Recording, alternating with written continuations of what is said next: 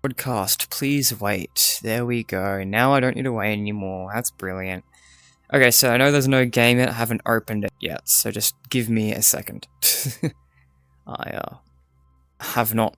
I assume I'll be able to open and play the game and it'll just work. That's a very dangerous assumption.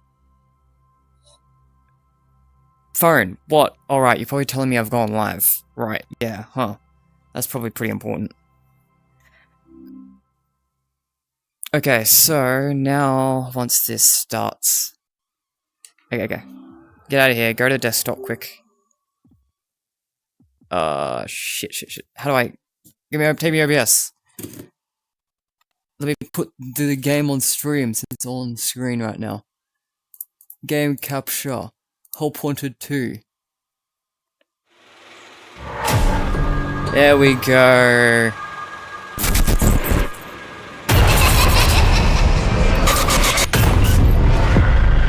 Alright.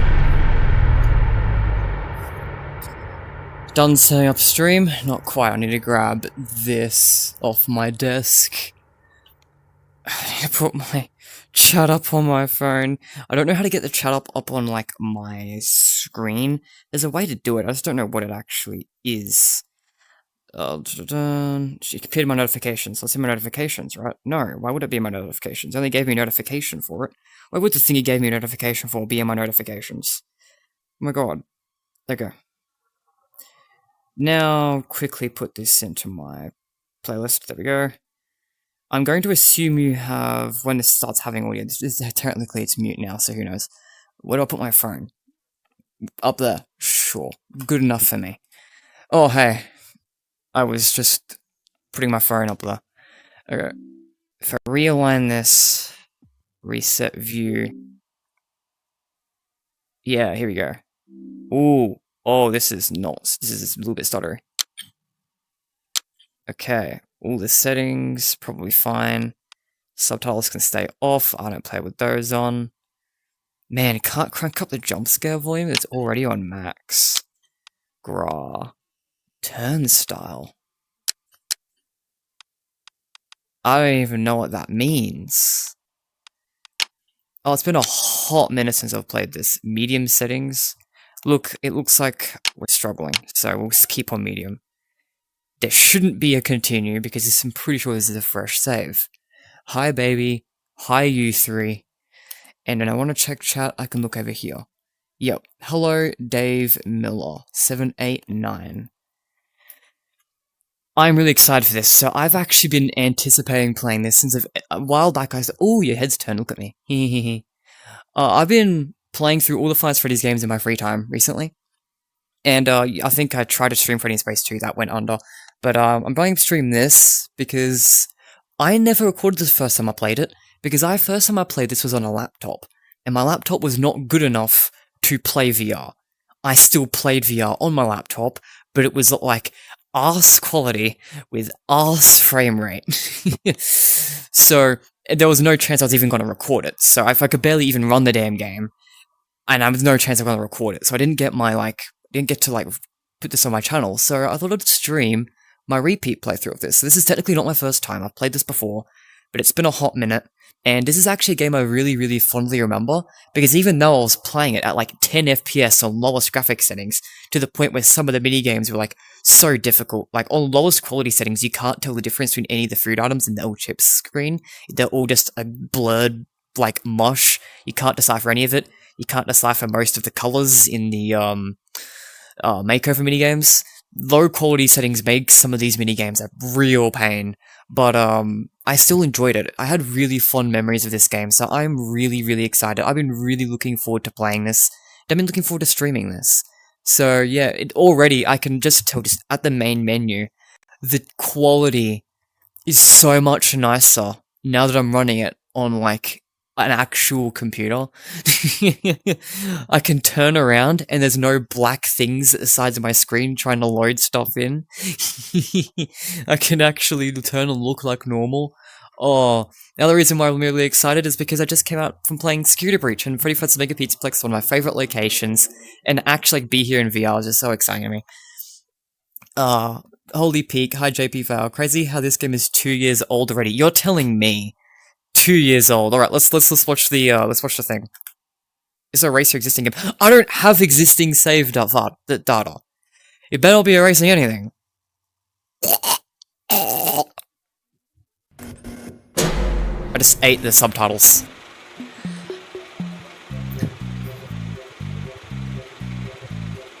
Fazbear Entertainment is offering a new on-the-job training position for a future pizza professional. We would love to give you more details, but for legal reasons are unable to without a signed non-disclosure agreement. Fazbear Entertainment acknowledges that past work conditions have not been ideal. However, That's an understatement. we can provide you with a 100% safety intention guarantee. To accept this position, press or say 1. 1. Haha, 1. We didn't quite get that, but we know what you intended. Welcome to the team. Your first day starts now. Yay. So, Fazbear Entertainment wants us to join the team, and this is like a training simulation for what's to come. Right, this is just a loading screen. What do y'all got for me? Nothing. Brilliant. Something has changed. The forgotten button has materialized here, in my mystical booth. Wait, does she for real say that instantly?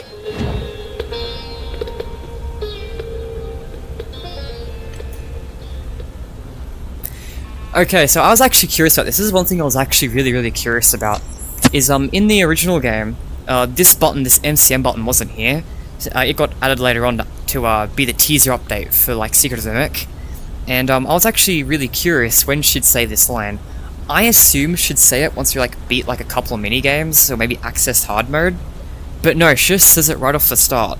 So a new player coming in to start this game just has no fucking idea what she's talking about, because they never saw what button wasn't here to begin with. That's goofy. I assumed that would come later. Hey, wait a minute. Oh no, I was about to say, I thought these balloons were new for a second, but I think they only feel new because I'm used to playing this game on abysmal quality settings. That's actually so surreal that I can actually look and appreciate the environment. This is insane. We're in the pizza place. I remember when I first played this, looking around and instantly going, holy shit, this is Freddy Fazbear's Pizza Place. Also, correct me if I'm wrong, that door got added an update, right?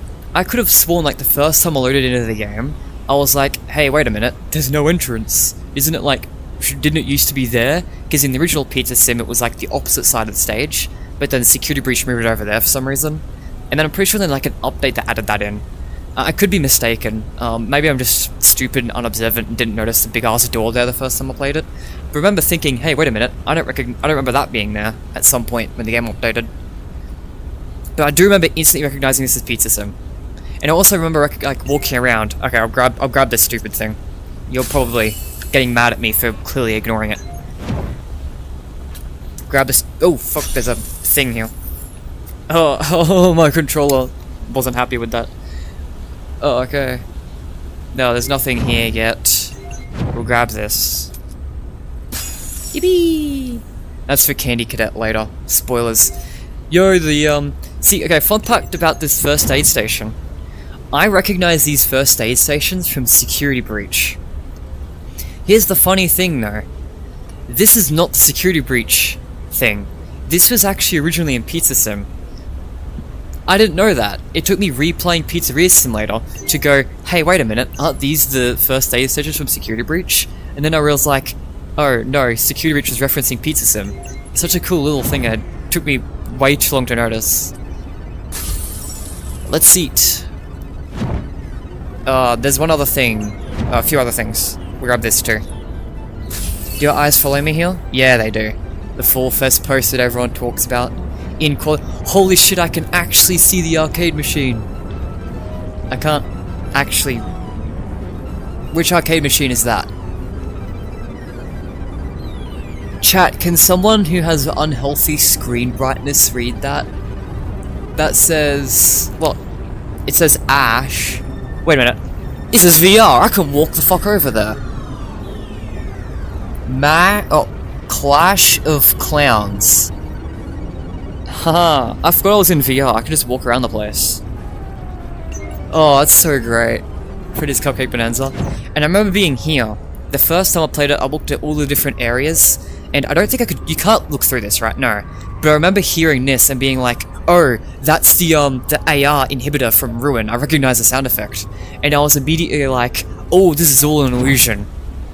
And I was really excited to see like what the reality was, if this was like gonna take us like the Security Breach pizza sim location. And I remember watching like every other YouTuber like play this game and being really surprised when like it wasn't actually all pretty. But my ass recognized the audio file immediately because I played way too much Security Breach. Oh, this is the last spots over here. Is there a coin here? I don't think there is, right? I don't remember there being a coin here. Oh! Oh my god, there's haptics! Holy shit, there's haptics in this one! Oh, Help Wanted 1 didn't have haptics. This has no haptics. But this does. Oh, that's awesome. Locked. Ah. Eaten. Oh, so nice to actually be here. I'm excited. Alright, what's chat yelling at me about? Because I'm ignoring so much. This help is truly wanted too, yeah. I think the Jackie card's location is a hint that Afton took inspiration from, for Fun Times. Oh yeah, just making sure y'all guys can hear me, right? Oops. I'm not like... Oh, my view's all funky. Oh, my view's really funky. Yeah, no, you want to reset view by looking around. So the Jackie card, the one you're talking about, is the one in like these levels I haven't got to yet. So the Jackie card is just there to tease the Secret of the Mimic stuff. I don't think it's actually got a big lore thing. But I would argue that just from looking at Jackie for half a second, you can probably tell that Afton took inspiration from the Jackie dolly designs for the Fun Times, because they do look kind of similar. I don't think the card itself in that level actually means anything aside from, hey, it's what Mr. Kippo is talking about.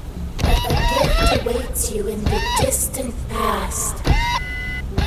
Oh, it didn't let me doing that. Alright, I'll actually play the game now. One more quick check of chat. Great. Arts and Crafts Daycare. This is one level, I think, I'm gonna be honest, the backstage levels are my least favorite in this game.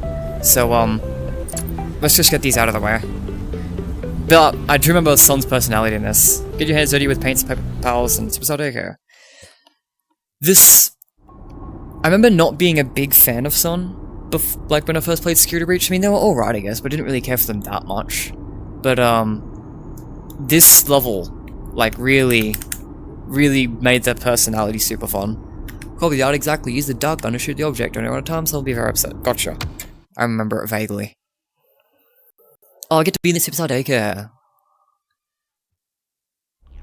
Yeah! The cartwheels! Oh!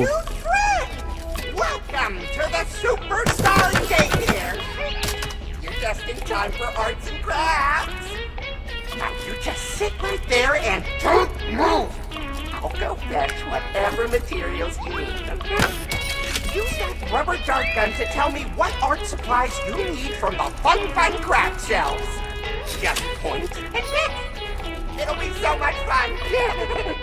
Try it now! Select that brush! I just broke my controller.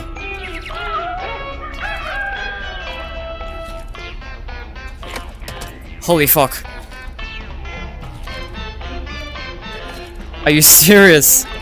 I did, I was just oh no. Shit. Oh no. No. It's not low, I fucked it. Oh. Oh fuck.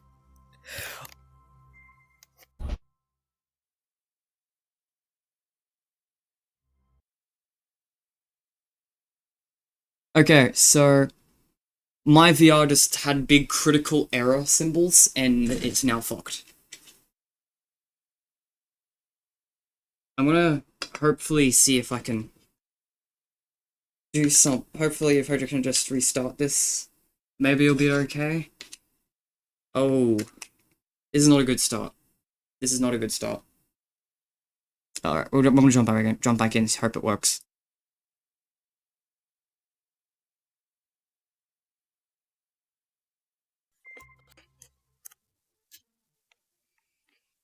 Okay. Hey, it works! Alright, let's try not to accidentally punch things in my room and break my controller. Let's try not to do that. That's not a good idea. Hi V Gaming 23s. I'm sorry. Alright. Okay, we've got to be a little bit more aware of my surroundings. We'll just try and reset the view. Whoa, it's freaking out. Oh god. Yeah, no, I think I've definitely critically broken something. Oh god. I don't know if you guys are seeing anything, but my visuals are like flashing and freaking out. Okay. Okay, we're good. Good thing this part wasn't the timed part, right? Oh, good job, good job. Now that you have a brush, guess what time it is? It's time to pick by numbers! Just follow the happy little numbers. They make all the hard color choices for you. Oh, I need this thing. Hit the button and I can evaluate your work. What are Okay. you waiting for? Okay, orange there. I think it was red at the top right. Unless I'm just stupid. Nope, good. Good purple up. The eyes. You gotta be careful about that one. Pretty sure you have more time than you think in these levels. So I don't think I actually have to rush as much as the timer suggests I do. Okay, that looks good.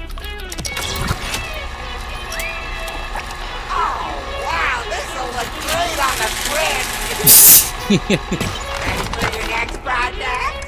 Trying to make paper pals. Paper Your pals will be your friends forever, never, never. All the necessary materials are here on the craft shelf. Well, let's see some hustle and the bustle. If you don't see the item you're looking for, pull that fancy looking for. Alright. Thank you for commenting, son. Because that's like my job. Okay. Give this a smiley face. There's some eyes. Pull the stupid thing. Google eyes. Oh, it gives you 2 of these already. Alright, great. I do need the legs. That's something that's easy to forget. Boom. Boom.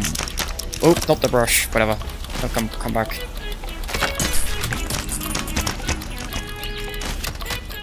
I think that looks about right. Hope those are the right ears. I think they are. Finally, art that makes you think. I love this shredder so much. Yeah, we really need to finish out before now. Alright. So this is where we do both, yeah. This is way easier now that I can actually see what the items are. I remember when I first played it on like the worst laptop, it was really hard to tell what was what. Especially the ears were so difficult to differentiate, but I can actually see things now, that's nice. I don't think I need to... Yeah, we need the creepy smile. There's a Funtime Foxy plush up there, that's cute. Bow tie, do we have that? No, is that the only thing I need? Bow tie, button? Let's grab the button. Okay. The lower one. Bow tie, MCM style. Okay, great. Coloring. Is there anything that is blue? Yes. Let's get that purple right eye in there. Oh, we're missing... Right, we should probably get the ears. It's... Longer ears than that. I believe it's these ones? No, it's the rabbit ones. It goes off screen. Also, that picture doesn't actually match the visual because it's off slightly. Alright, so... Green... I pains me so much to watch certain people play this, and they just don't know how to make green. Like, guys, we learned this in primary school. At least I learned it in primary school. Is that orange, or... I assume it's orange. Looks orange to me. Hey, good job! You have earned your artistic license! Yippee! You can eat the glue, by the way. I didn't eat the glue, but you can. Hypothetically speaking. Oh, I remember this poster. This is how Help Wanted 2 was announced. Does anyone remember that? Where, like, you, when this poster dropped on, like, Steel Wolf's Twitter, and it had, like, the bottom, like, Help Wanted 2, and everyone was like, what? And then Help Wanted 2 actually got announced. Yippee, son. Is there anything hidden in this room? I don't think there is, right? Nah.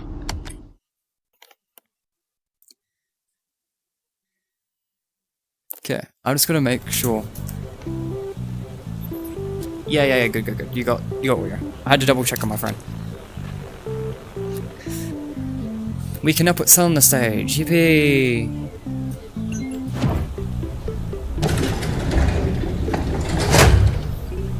We like Sun. Sun's cool. I like his line. He didn't say it, I don't think, but he says a line where it's like, oh, I think when you fail, it's something like, oh, I might as well turn, like, the lights off myself. He threatens to unleash Moon on you. I just think that's really, really funny.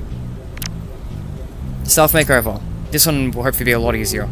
You get, like, weird achievements for this. I've already 100% Help Wanted 2, like, on Steam, so I don't need to do the weird achievements. But there is, like, a weird achievement where you have to dress one up like Monty.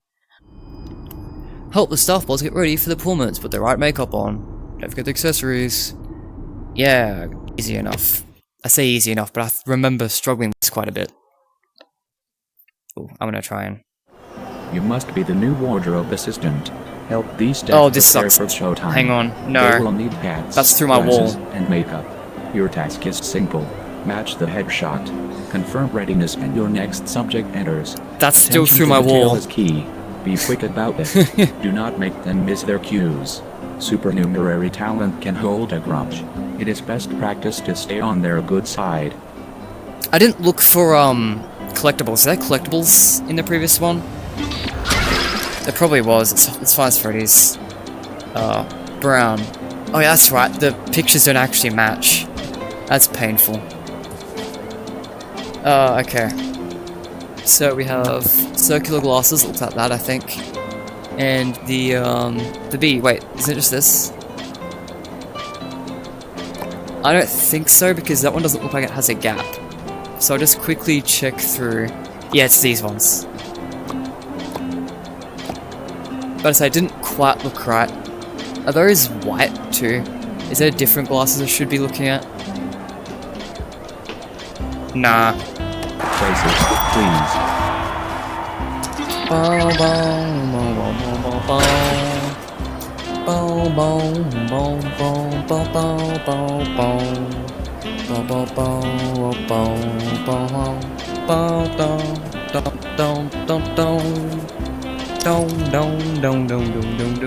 This is just a vibe. The fuck is that? Oh, mustache. Okay.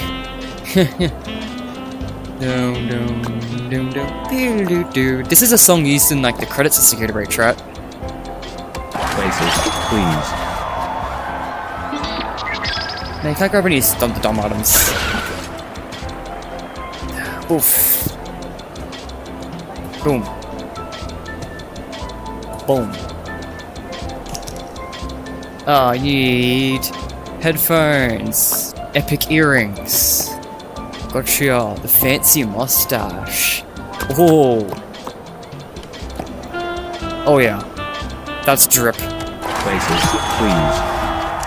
Bro is dripped out, for real. Boom. Boom, boom, boom. Boom, boom, boom, boom, boom.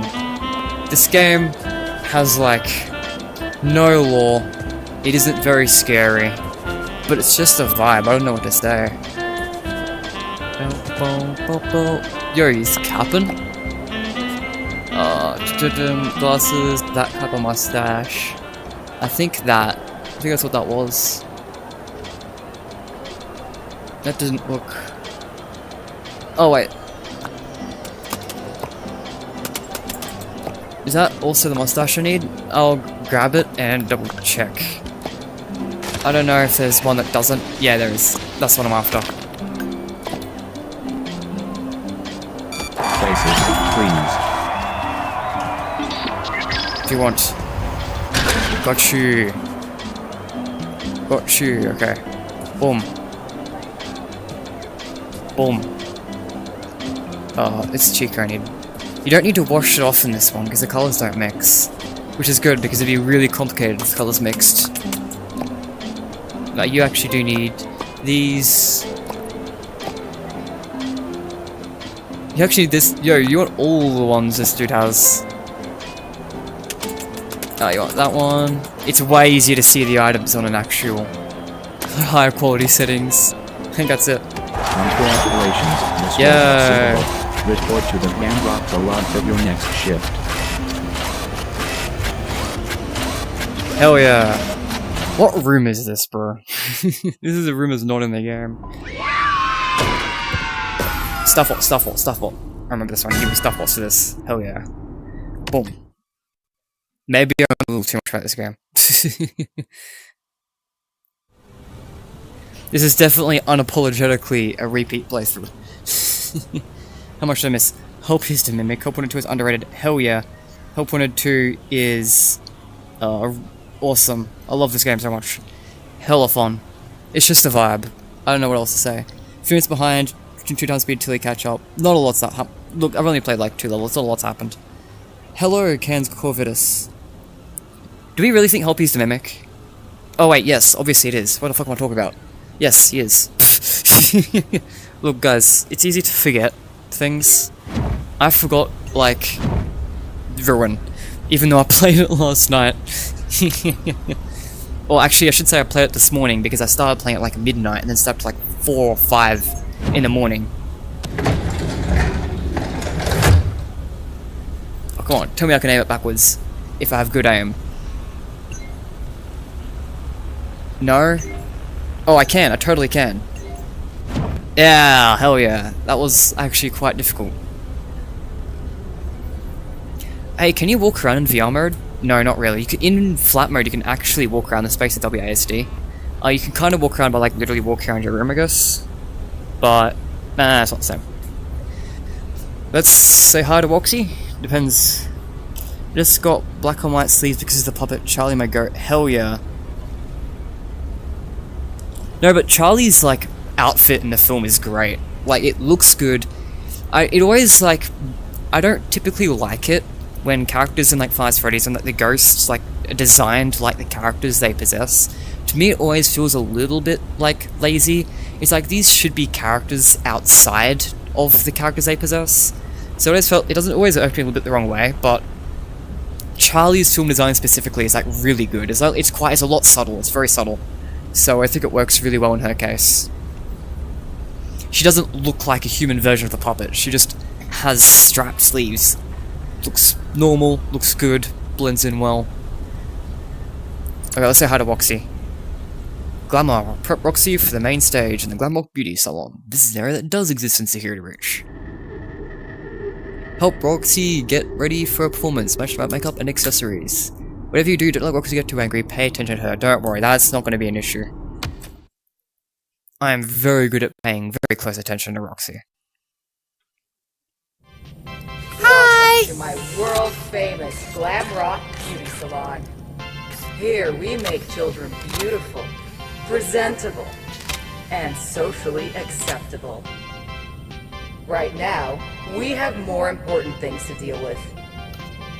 You need to get me ready for my next performance.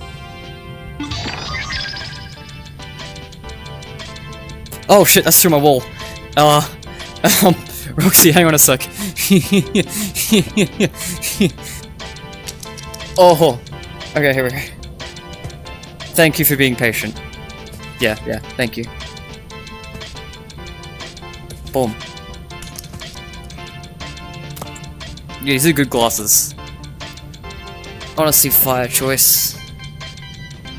I like how you have to watch her, which is a reference to Foxy. You need to watch him. You know, you look good, you look good. I changed my mind. I want something different. You want valid. Valid. Gotta look our best.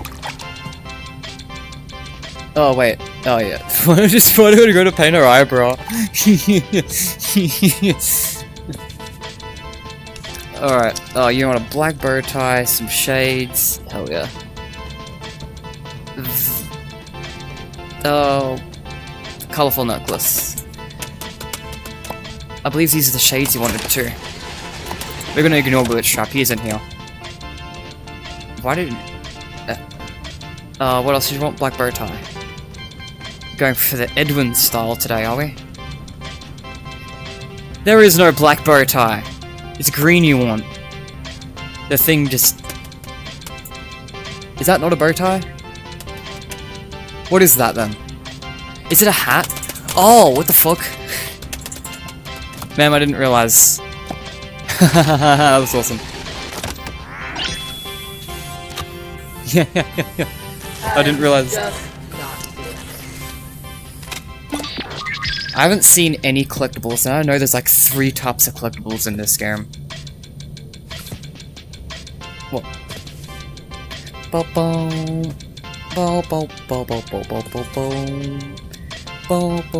What am I trying to... Oh yeah, I'm sorry. Ugh. I'm blind as fuck though. Let's start with... that.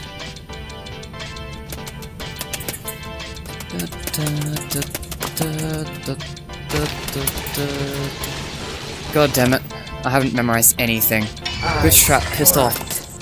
I'm sorry. Alright. You want the star earring, wasn't that just...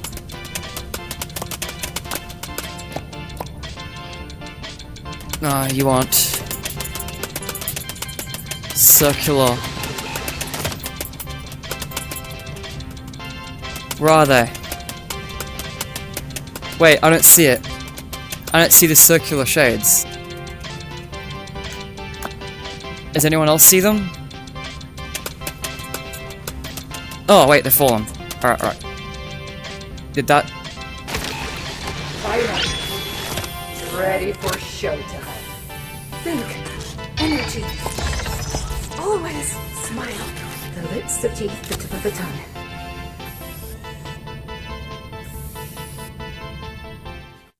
Alright. That's Roxy happy. Oh.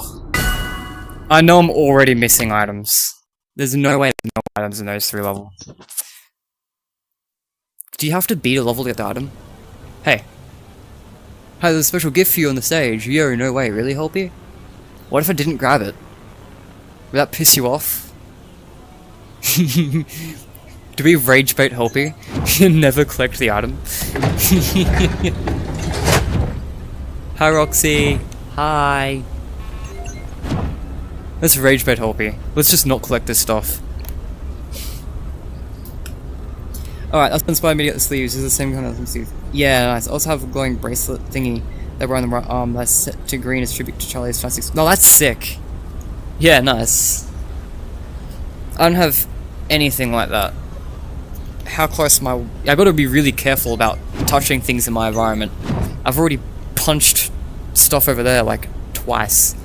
Yeah, we're rage baiting Helpy, we're not grabbing that. Alright, so we're done with this level. I'm 100% certain there's a thing under the desk here that I just forgot to look at. I have just having memories. Isn't there something like here? Good Fred, you're back. No time to mince words. Get to it. No. Alright, we're just gonna eat the glue. Oh, fuck. You know, right after I said we've got to be more aware of my surroundings, I've now fucked my right controller. It's okay, I know how to fix it now. Oh, we're gonna die to sun, by the way. Just as a spoiler. I'm not gonna be able to catch up while I do this.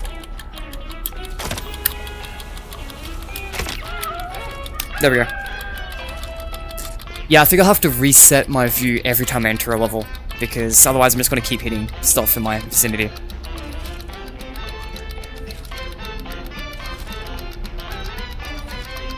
Oh, why is this one freak out so much? The other one didn't freak out when I needed to readjust. Yeah, now I'm trying to readjust my screen so I can actually... Guys, this is really important, trust. Hang on. Dude, you're on the button. Just fucking reset it. Bro. You're on the button. Come on. I believe in you. Holy shit. Oh. This is not a melon cafe. And I got the coin. Hey, keep those cards to yourself. Alright. Do you reckon I can do it in like half the time I got left?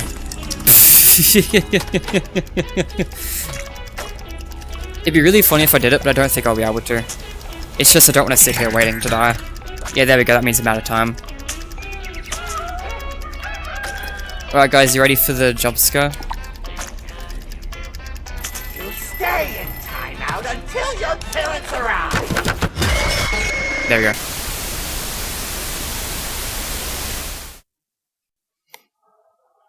That's fine, because I had to reset stuff. I'm really curious, so this is also a quick test, because in Help Wanted 1, you could grab items, and then you can just die, and you keep them. So I do want to go back in just one more time, just to see if I kept the coin, even though I didn't. I actually want to walk to my left a bit, too. Good friend, you're back. No time to mince words. Get to it. Man, you're really not good at your automatic placement of my... Oh, I can't readjust now. It's just taken that away. Entirely. Holy shit. Oh no. I have to be able to look at my environment. Oh god, this is horrific. You guys can't see what's on my screen, I checked beforehand. You guys can't actually see what's going on when this is happening. You guys it just looks like normal gameplay to you. Do I get to keep it? Whoa, what the fuck? Oh, that's disorienting. You just did it twice. I do get to keep it. That's how you get ulcers. Okay, now I have to reset again because for some reason did it a second time after a delay because this is stupid and can't work. This is giving me not a lot of confidence because part of this was to test if I can stream VR because I want to like stream Secret Mimic when it comes out. But right now, this is horrific. So you cannot see what's happening to me. Like, there's a massive delay between when I'm pressing a button when like the heads up display comes up. And then when it does come up, it flashes and freaks out. So, not good at all. I think that's an early sign that I may not actually be able to stream Secret Mimic when it comes out. That would be a huge shame. Okay. I've already done this 20 times, come on.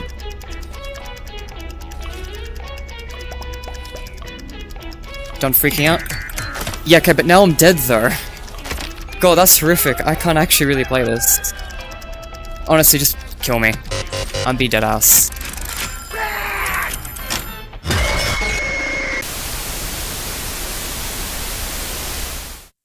Alright, so this computer is in fact not quite powerful enough to actually do this. That is a huge shame. Also, does it keep resetting me off to the... If this is on the right side again.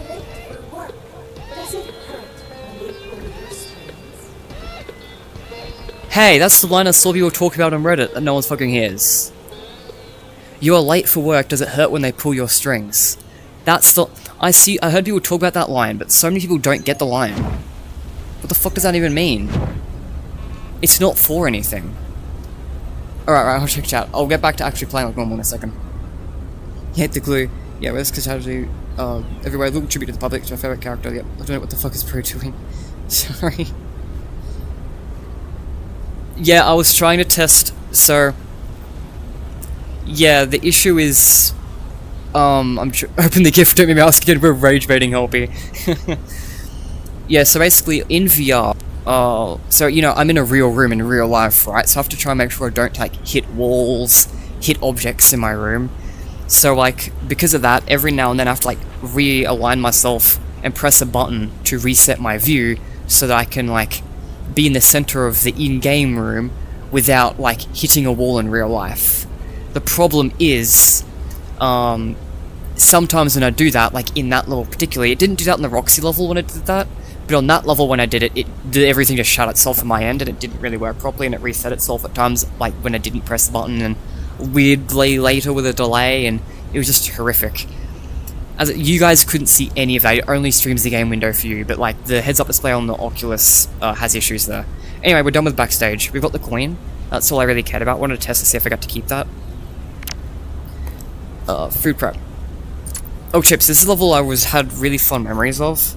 Let's just keep to the side and hope that it figures out that I want to be here when it loads into the next room. Complete orders on time. If you don't forget the sauce, tap the back of the sauce gun to change sauces. This is one of my favorites, but this one was really hard when I played it on my old laptop because I had to make all the textures really blur, so I couldn't see what any of the foods even were. I still did it, it was a lot of fun. It really struggled. Also, I think I had to take a break in between rounds because it kept overheating. So it took me like a solid 20 minutes to actually do this because I had to let it cool down between rounds. Oh, hopefully I won't have that issue again.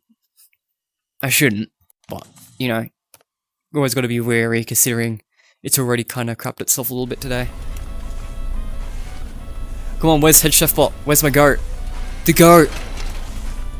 Welcome to your new career in food service. It is a task so simple a human can do it. Pay attention.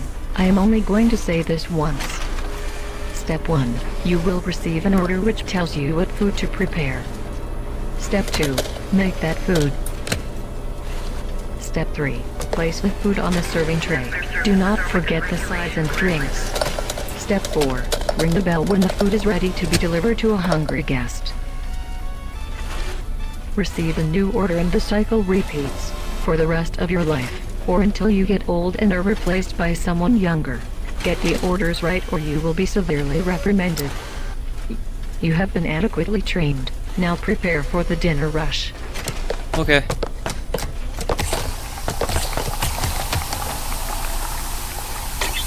Oh, I can actually see the foods. Oh. The joys of having an actual computer. Boom. Glam wraps. Oh, I can see what it is. Oh. Oh, I'm gonna be unstoppable. As long as I don't hit things in my room, I'll be unstoppable. Is there no secret, coins or anything? Rice. Gotcha.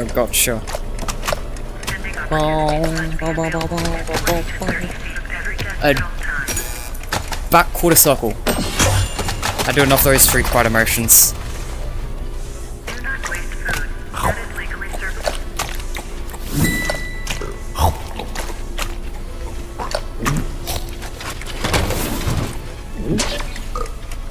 One orange. Immediately. A pizza. 525.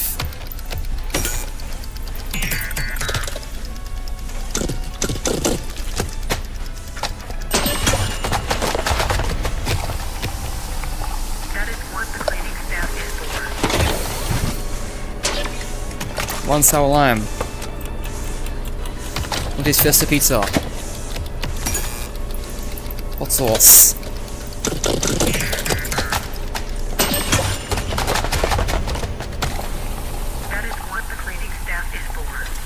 Oh, what do you want, buddy?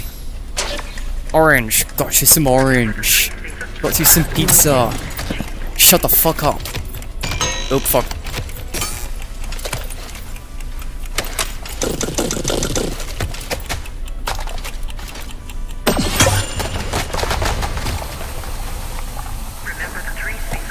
Beans time, baby! I need the beans! That was rice I just ate.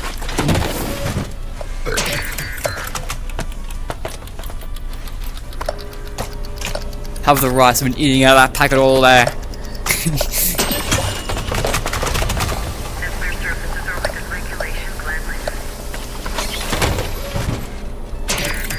One orange, gotcha covered, baby.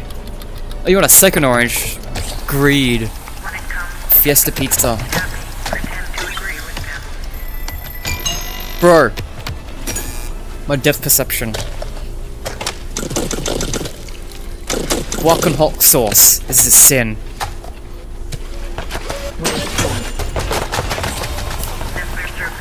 Actually, where food me? I am waiting. You're waiting. You've been waiting for like half a second, buddy. Left 4-2. Actually, you've been sitting there in line for a little bit. I'll give you that. Glam wraps. That is the the trio. What did you want on that? Hot sauce? Gotcha. A fuzz tato, is that one? I assume so. What do you want on that? Guac? It looks like flan. I am waiting. Yeah, sorry, I cooked the wrong thing. I realized that was a flan.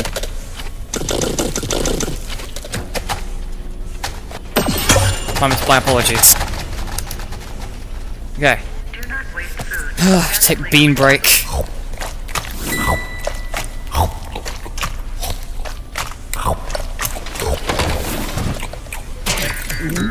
Oh, what a coincidence. I was just eating those.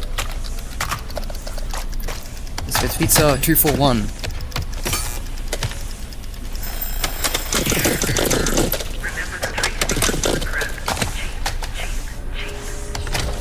$244.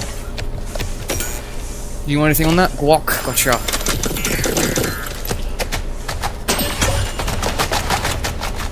Two of you left. Ski Tucker. With everything.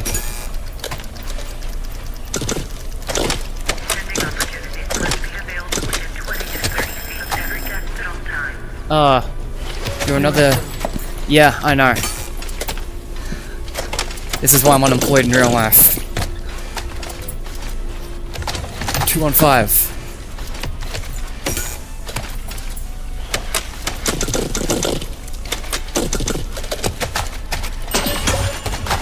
Okay, two more. Let's go for me. Corn. Why don't you? Yep, I'm aware. Bro.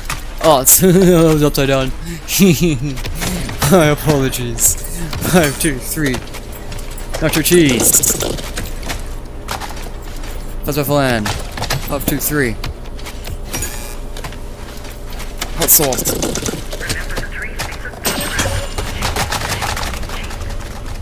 What you go for me? Corn. Rocket science. It is not rocket science. Yeah. The average customer. That was a flan, and now you want a pizza. Got it. A pizza with everything. You're a freak. I want pink lemonade. Whoa. Hell yeah. Pink lemonade W? What's your favorite fizzy fuzz flavor? Head chef bot. W character. That was so much more fun when you don't have a device that's shooting itself while playing it. You don't want to miss out. Why are you ignoring the gift? I promise it's worth it. No, we're not grabbing it. To piss you off specifically. Gift time, don't be rude. Open the gift, don't make me ask again. You really don't want to miss out. Oh, I think I do want to miss out, because I know how this game goes. Alright, how much have I missed while doing that? Oh, right. That makes sense. I'm a guy wearing the same type of sleeves. Beaver Charlie and my friend call me Von Boy Man. Shame I'm wearing things that are goat characters. For real though. I have a small theory that M2 Endo served as a base for Enid. It might sound strange at first once you clear those two. No, it makes sense. I believe, because Enid has the voice mimicking thing, right? Okay, I'm gonna yap like Leo against this table here. It has the voice mimicking things. And that's because the Funtime Freddy has voice mimicking. I've been saying for a little bit, I don't know if I have on video, but I'm saying for a bit that Funtime Freddy, like, the Funtimes could have used mimic technology. Because we know William Afton stole stuff from Edwin Murray. So I think it makes perfect sense that his technology, Edwin's technology, was used for the Funtimes. We also have reason to believe that William Afton, like, did acquire the mimic, because, you know, Phasma Entertainment has mimic later on. What do we look at for chat? Anyway, yeah, I see the vision. It's not that weird, I don't think. Tweaking Beans, yeah. Bro's gonna destroy the Withered Bonnie toilet after the fast beans. You almost smell the video game. Don't find me liking the public, it's probably because I support characters, as in healing the spell supportive characters. Yeah, supportive characters are cool, yeah. Freddy Fanta. Yeah, the Freddy's flavor is like orange, if I recall correctly. Yeah, I wonder if I can remember them. Like, I'm pretty sure like Chica's is pink lemonade, Monty's is sour lime, Freddy's is orange, and Roxy's is grape. And I believe like a message mentions that there's a cherry flavor, so I assume cherry is Bonnie's. Edged. Yeah, you thought. You actually thought. Let's do more of this. This is super fun. Everyone knows a family fun is a success is based on the quality of the pizza. Yum yum. I'll move to the side because the center's not very nice. Oh, I forgot how fun this was. This really is one of my favorite FNaF games. To make pizzas, flatten the dough, add toppings, then bake it. Gotcha. Boom. My wall's way over there now, so I shouldn't accidentally be hitting things. This is Chica's level, right? Yeah.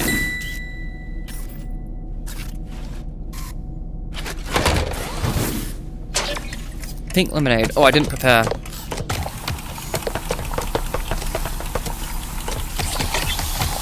that for me? No, it is not.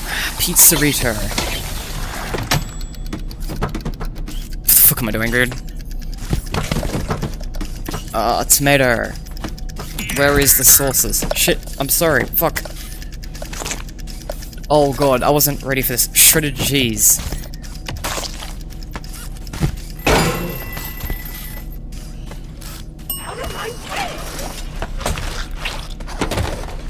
Damn, is that good?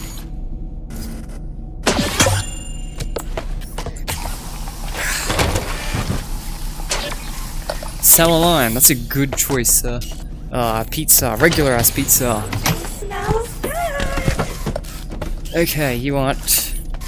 Oh wait, I need to put sauce on it. What sauce do you want? Nacho cheese? Gotcha. The not meat. Shredded cheese. Oh, and meat, you want the whole package. No, it's for a staff bot, but you know, if you want it, I won't stop you. Want some free fries? Good.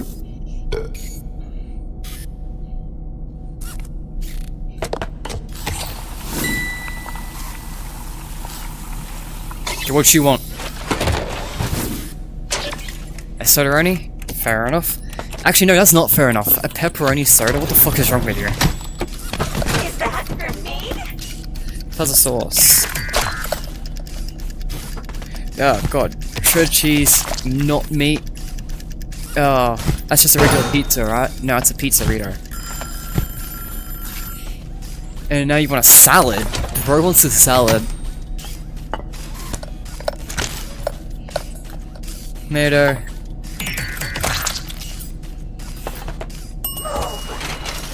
Ugh. Dude, these minigames are more stressful than I remembered them being. What would you like, sir? Chica's gonna steal it from you, just to let you know. The bird kinda wants them. And you know what? I don't even blame her. Is that for me? Honestly, at this point, I think it is. I think it is for you at this point. Pizzerito, gotcha.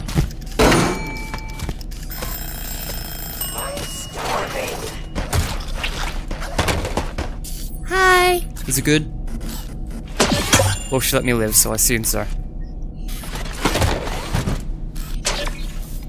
Bro wants fries with that. Pizzerito. Is that for me? Yes. You know what? I don't even want to fight it. Yes, it's for you. We're up, Chica. Hi. Noon rush complete. I think I'm gonna take some pink lemonade for that.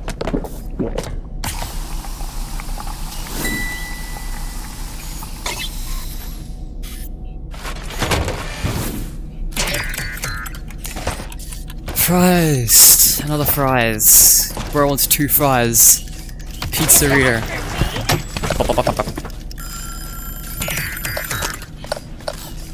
Tomato. Well, I think meat went on there. What do you want? Another pizzeria. Nacho cheese. Meat and not meat. Get in the there we go. Oh, nice. There's not like a queue though. I'm not doing very well. Oh. Oh, I got one. She left me one. That's nice of her. It's very nice, actually. You know, she's not usually the type to do that, so I feel special. Pizza! Pizza! Where's my pizza? It's coming, don't worry, got you. What do you want in the pizza? You want the nacho cheese? Hell yeah. Is that for me? Yes, it is. Shredded cheese, not meat and meat, the whole works. It's a regular pizza, not a pizzerito, and do not forget the second soda-roni. Yes. I'm starving.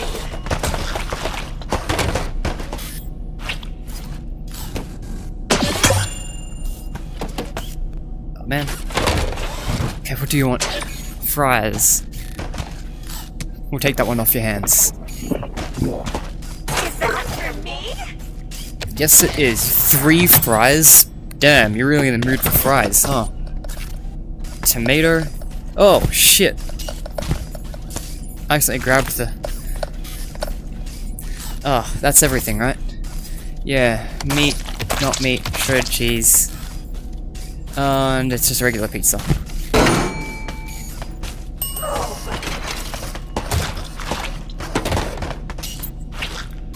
How'd I do? Nice. I want to take some fries myself. Whoa. Just give me glam chico. Hell yeah. Yeah, these ones, those one was really fun. I remember how fun those ones were. I loved the...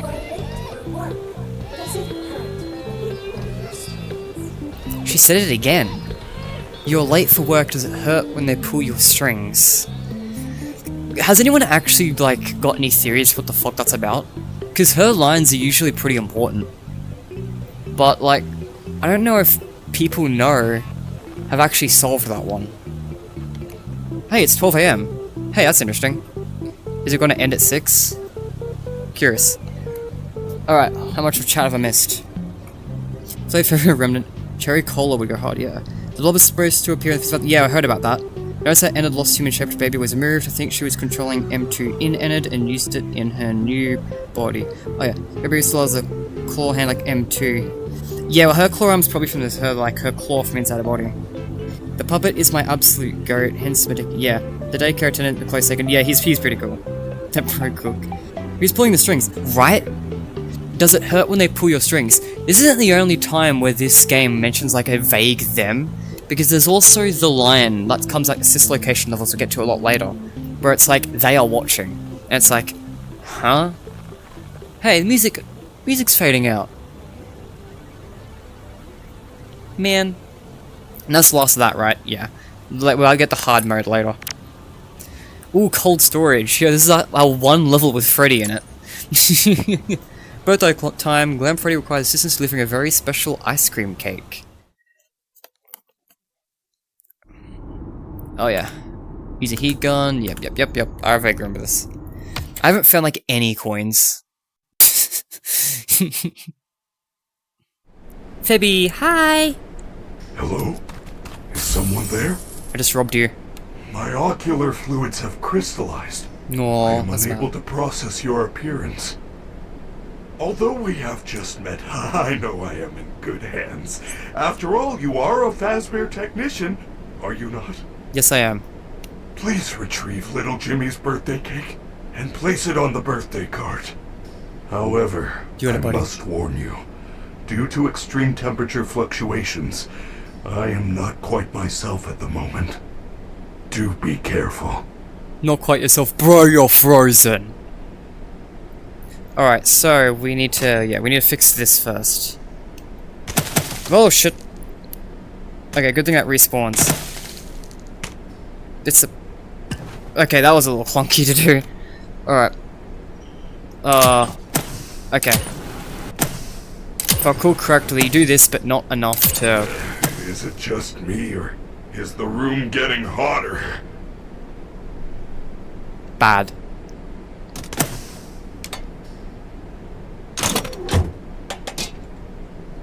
Oh, I should do this one too.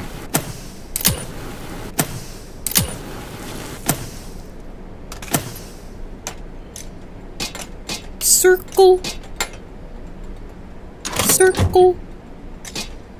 Alright, so let's just do this one first. Some things easier. Oh, I'm supposed to stick the battery out first. Yep, okay.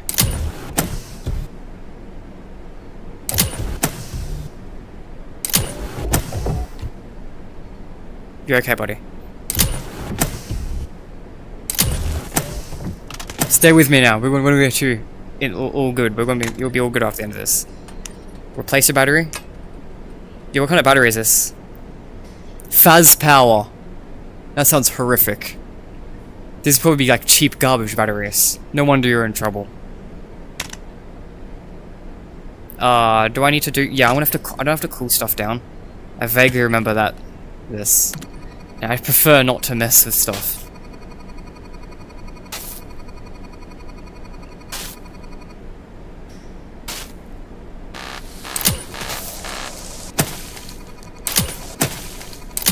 My sensors tell me that it's very cold. Yeah, I'm sorry. I did my best. Yeah, I fucking forgot this visual.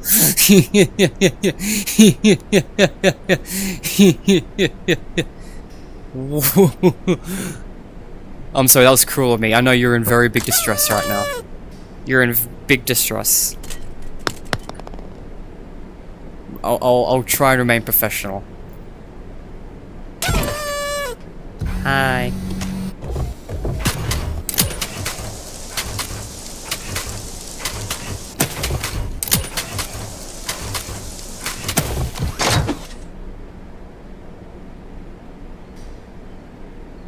Okay.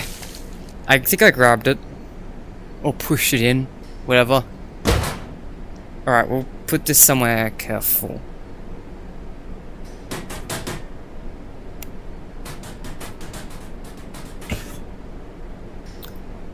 It'll be fine. It's not a problem.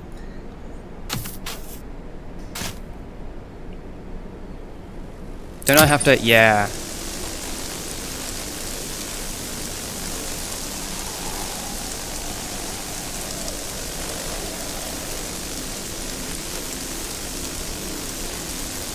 Resource management. Very basic resource management. We'll be fine. This is what all Fuzzbur Entertainment professionals are prepared for. Alright. Happy birthday, Jimmy! It is a delicious ice cream cake. 7. Or so I've been told. I cannot taste. Oh no! I am receiving a cake removal alert! Please find something of... Good job! You are my superstar. Okay. He's happy. We're all happy. Here's Freddy. Hell yeah. That was a less action-packed one. You got any lines? No, but we're still rage baiting Holby. Alright. Plot monster from FNaF World, oh god. What does late for work mean in this context? I mean, we are supposedly a technician. We're like, this is a training simulation for like, the Pizza Plex. I mean, also, it's kind of an expectations versus reality thing, where we will see the reality later. But, have you ever considered playing fan games? Oh, yeah. Fan games are coming back. I used to do fan games, like, quite a bit, actually. It used to be really common. I think I used to play them every day for a short period of time. The reason why I haven't played fan games recently is because I've been playing through the main games first. I want to play through the main games first, and then I'll stream fan games. But I'll be doing the main games in my own time. I don't think all of these are worth streaming, because I've streamed most of these before. But once I finish the official games, I will play the fan games. I actually plan to play Jolly next. That's the first one I plan to play. and after Jolly probably Graveyard Shift, or the other way around. I'll make the decision on the day, but Graveyard Shift at Freddy's and Jolly are like the two that I'm planning to do next. I'll decide in the moment which one I actually do, but yeah. The fan game streams will come back. Fazbear makes batteries. Are they powered by Remnant? Fazbear has companies, so Fazbear owns like 1 million companies. I don't know if you guys have like seen the amount of companies that own in Security Breach, but there's so much there that's Fazbear Entertainment branded that you just look at and be like, huh? Like they own an oil company. I'm pretty sure they own an oil company in Security Breach. So they just produce everything. I assume they don't actually make everything. I assume they've like bought out other companies and took their products, just like how they kind of did with MCM in the way back in the day. But yeah, they do like so much stuff. I'm really not surprised they do batteries as well. Doing the balls emote, right? This is so unnecessary. All this just to get a birthday cake, and all Gregory does is walk up to his chest wide open. Well, it's because he was frozen, right? You can't blame Freddy. He was frozen. You had to like fix him up. Like, we weren't just getting the birthday cake. We were like helping out with his batteries that had been like frozen and damaged, and he was in a bad state. He needed a professional. You know, like someone who's maybe done this before and hasn't done a live stream yet, and who is very, very unprofessional. Why are you ignoring the gift? Because I'm rage baiting you. I'm not grabbing it ever in this entire stream. Maybe at the end. Also, Tezos, what is your favorite animatronic? Okay, I'll get there in a second. It's like, play 5 new Fangled Nights. I haven't heard about that one. I'm gonna look it up right now, actually. You know what, give me a second. I'm gonna look that up right now. I wanna see what that is. Just at a quick little peek. You can watch Helpy get rage baited for a second. 5 new Fangled Nights. I'm just gonna look it up on my phone. What is this? I've literally never heard of this game. It's loading. Here's the game drop page. Oh, it's like all cartoon styled. Yeah, this probably isn't something that would have caught my attention, because the cartoony designs aren't something that really appeals to me a lot. But if the gameplay is super fun, I'll check it out. Hey, wait, I know some of these people in the credits. What the fuck? Yeah, okay. I'm gonna have to check it out. Yeah, I will. Alright, now I'm gonna restart this. Well, not restart this here, I'm gonna reload chat so I can actually make sure that things are processing properly. Yep, alright, so one last thing. What's your favorite animatronic? Alright. Let's answer that question. That's the last... What? Left control, I'm disconnected. What the fuck are you talking about?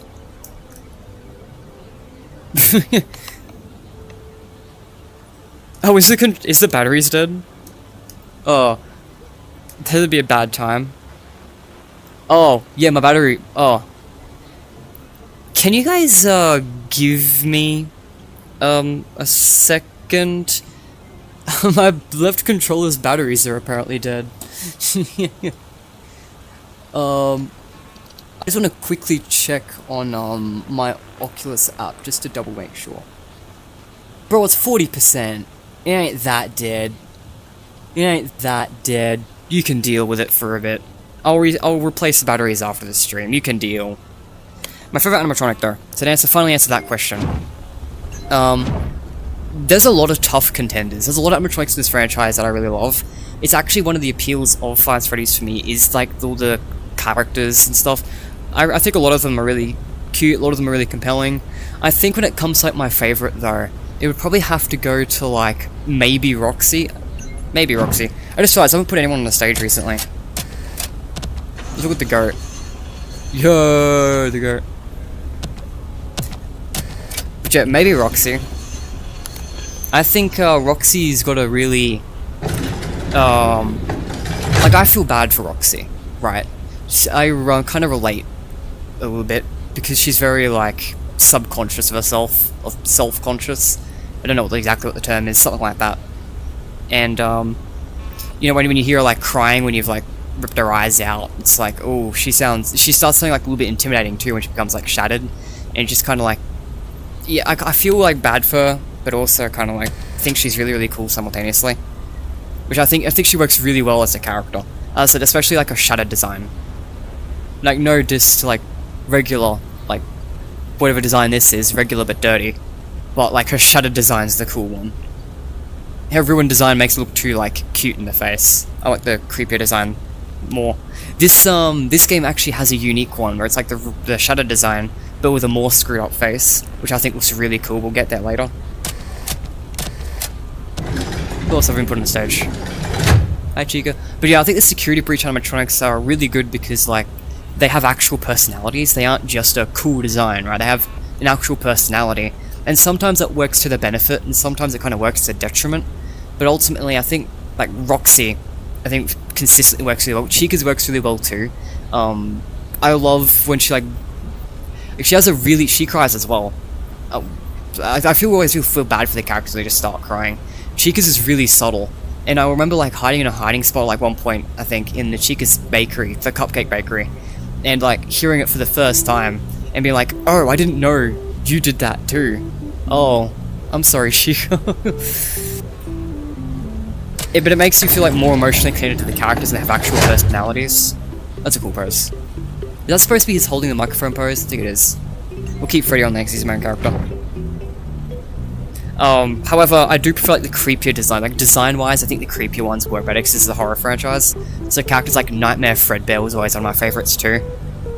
But I think in terms of characterization, the things like the Glam Rocks really start to carry that. I know I've already got the coin, but I can't. I'm trying to grab the ghost of the coin for some reason. Yeah, hopefully that answer suffices. It's probably Roxy at this point. It's super fun? Alright, yeah, I'll check it out. Yeah, she has low self-esteem. They've seen of her crying with me. Yeah. Also, I was a Roxy fan even before Ruin too. Then Ruin, like, did even more with her. It's too bad that she's probably dead. Like, the Mimic probably fucked her up. I think next time... Deadass, I think next time we see the Mimic, I genuinely think he'll be wearing Roxy's corpse. Well, not corpse, that's a bit of a dramatic word, she's an animatronic. But I think the remains of Roxy, at the very least her, right, no, not left, the right arm, because Mimic lost his right arm in the elevator, so he needs to grab a replacement. So I think at the very least he'll use Roxy's right arm. And I think the Cassie you hear at the end of Ruin is probably the Mimic. That's my guess. We'll see. Maybe I'm wrong. Maybe we'll get some Roxy stuff, but I hope so. Because we'll definitely see more Freddy, right? Because Gregory has him in his bag. So I'd love it if, like, Cassie got to keep a piece of Roxy with her. That would be nice. But I do think that there's a high chance that Roxy's just... bye-bye. Monty's definitely a bye-bye. We're definitely done with the Glam Rocks. Like, in the main games, we're pretty much done with them now. Which is kind of... It's sadder to say goodbye to these ones, because even though it's normal for a Five Nights at Freddy's game to have, like, disposable characters, like, these animatronics appear in one game, and then they kind of never appear again until there's, like, a spin-off or an epilogue game. But, like, it hits a lot sadder when it's, like, the Glam Rocks, because they have, like, actual personalities. They feel like not just regular threats in a game, but also feel like actual fleshed-out characters. So it feels... It hurts a little bit more knowing that they probably won't come back in a significant way. Unlike the other ones, which also couldn't go back in a significant way, but it's different because they're the actual characters now. And that's why I like the Glam Rocks, and why I like Roxy specifically. What's the next Starfire level? Ooh, First Aid! First Aid, I love First Aid. Fun fact, when I played the first time around, and I was trying to get all the achievements, I actually grinded out First Aid Baby. First Aid Scrap Baby was like my favourite level in this game. But that's hard mode, so it'll be a while to get to that one specifically, but I'm really excited for First Aid. Hello, Hollyboy Bob. Oh, Hollyboy Bob's still here, yeah! You're like you've been following the channel for ages. Good to see you back. Good to see you're still here. Favorite is Fruit Punch Clown. W favorite. Absolute W. Fruit Punch Clown's the one with the secret line where it's like, if you tell anyone, I'll slit your throat, right? Okay, let's pig patch it up. This one is also so curious. Like, First Aid is very unapologetically like Pizza Sim. Actually, the first section's free, so I'll show you what I mean. Learn common medical procedures from the safety of a simulated pizza place training booth. It even says pizza place. Use a scanner to see what's going on with Helpy. Look at the diagnostic monitor, see what's wrong with Helpy. Look at the television, see how to fix it. Don't make too much noise. Got it. Let's enter the carnival, nurse. Welcome to First Aid. This training session simulates actual emergency situations you will encounter on a day-to-day basis. The state-of-the-art Fazbear First Aid Station comes equipped with the finest life-saving tools. Your goal is simple. Save the patient, avoid lawsuits, and give the patient a candy. Fazbear Entertainment believes in the sink or swim training method. Medical attention begins in 3, 2, 1. The patient is suffering from a slide-related injury. Avoid undue patient stress. According to comment cards, patient outbursts bother pizza place guests. The patient is suffering from looking stupid. Was that uncalled for? Was that just unnecessarily mean? But yeah, look, this is literally a pizza sim. Like, not only did the description say like simulated pizza place, so that kind of gives it away too, but like the big ass fence on the left and right, all I did was add another entrance. It's the same mechanic of look at them and make them go away. So pizza sims like gameplay was like, you look at them and they don't come in. You could also use like other tools to keep them away, but you can't really do that in this one. And the game progressed by doing tasks. That was the unique thing about Pizzeria Simulators. You got to do tasks to progress it. This is literally the task. It's just more interactive. It's just Pizza Sim, but with more interactive tasks. And with a, mildly different roster. That's right, these pictures are kind of fucked up, weren't they? Get well soon. Get well soon. That's Scrap Baby on that right picture. I recognize a Scrap Baby anywhere. What's going on in that bottom picture? That looks like a dead Freddy on the floor. Brilliant. Helpy, look at the burning building. That one's been theorized onto the— what the fuck does that— you just see their hand fucking slide in. Anyway, yeah, there's the thing that, like, all the theorists freak out about. And there's a picture that Steel used a bunch of times. I'm like 90% sure there was like a collectible in one of these drawers. But like, I don't see it. Oh, that's dangerous. Whoa! Put that back. I can't be trusted. Put it back. Put it back. I can't be trusted. Get it away from me. Don't. I shouldn't even be allowed to look at it. Fucking.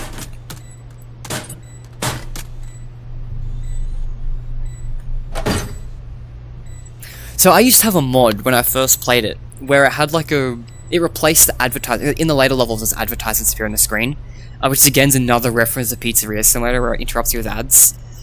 And I had a mod that replaced the advertisements with a Josh Hutcherson fan cam.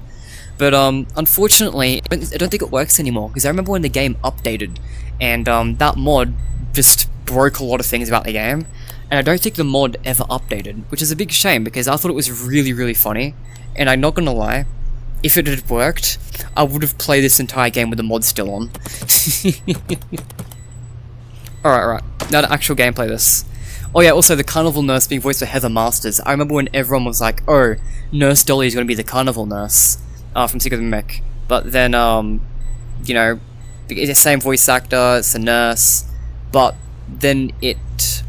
Helpy Hand Medical Diagnostic Scanner. Huh. But then, you know, the game came out and the voice acting performance wasn't even similar, so...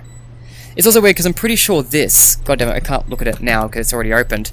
But I'm pretty sure this has a symbol on it, where it actually is the same symbol that Nurse Dolly has in her design. So there's a lot of things that kind of linked the two together. But I'm questioning whether or not it was intended to be the same character or not. Whether this is where, like, the carnival nurse is supposed to be Nurse Dolly and they just changed her voice acting direction later? Or was it like, in World, they based it off Nurse Dolly, but then it was, you know, changed because every time they changed? Like, Helpy is based off Mr. Helpful, but, you know, they're not identical characters, so... Or is it just a case of just pure coincidence? Who knows? Also, why is it a carnival nurse in here? This is the pizza place. The only carnival around here was a Spookfest thing mentioned in Afton's poster. Anyway. I don't even need this. I'm pretty sure this is the hammer. Help, I'm gonna beat you with hammers. That was a bit rough, actually. Let's not. That's concerning. The operation was a success. Yay! Now, Give the patient a candy. This candy is legally binding. This candy is legally binding. I remember loving the very unenthusiastic, yay! 5-star lemon bar. Helpy, this is one of the best candies in here. I've read some of these candies. They're garbage. 5-star lemon uses the premium one. Enjoy. Next scenario. The patient is suffering from parental neglect. Aww. Great news! Due to today's successful salvage, the entertainment value of the pizza place has increased.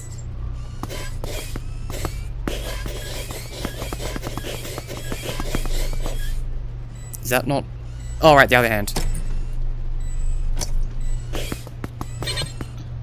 Nice. Put that back. We're professional here. We are professional here. What is that? A temperature? Then we need a thermometer. Ah, the blue one. Alright. I got you. The blue pills. These are... Fazbear Medical Supplies. See what I mean? The bonkers freaking companies these people, the Fazbear Entertainment owns. Rockstar Freddy's Chill Cooling Chewables for children. Yo, Rockstar Freddy's sponsored the children's medical candies? Oh shit. Guys, should I... Chat? Don't tell my employer.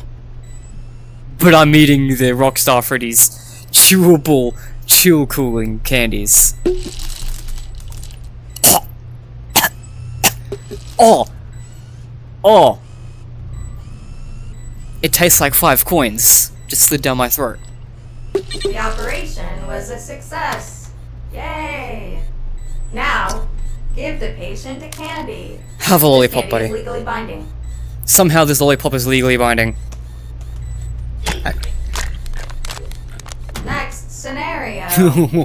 The patient is suffering from roughhousing trauma. Ooh. To calm a patient, apply the relaxation mask until the outburst is under control. Tutorial 1. Be advised, prolonged cries may also attract the attention of free-roaming characters.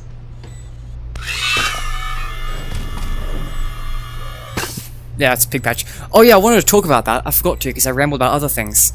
But yeah, it's really interesting how Pig Patch is in this level. Because the other levels have Lefty and Scrap Baby, characters who are actually threats in Pizza Sim. But this one has Pig Patch, which isn't normally a threat, actually ever a threat in these games. Which is fascinating. We don't need tutorials. I'm a professional. The operation was a success. Yay! Yay! Now, give the patient a candy. Now I'm This pretty sure... candy is legally binding. Like, look, NDA mints. Like, garbage. You just had a non-disclosure Patient agreement mint. stabilized. Yay! Yay! But yeah, Pig Patch is such an interesting choice. For a few reasons, because not only is it just like a, hey, that's a weird first choice to have. Hi, Pig Patch. But it's also a case of like, why is Pig Patch aggressive in this game? Nothing? Good. We're putting Pig Patch on the stage because I'm talking about him. Pig Patch is also the one guy, the one other character aside from the White Tiger in the entire franchise who has blue and green eyes. Also, another thing, for some reason Pig Patch is grouped in with the Fun Times on one of the Security Breach arcade cabinets.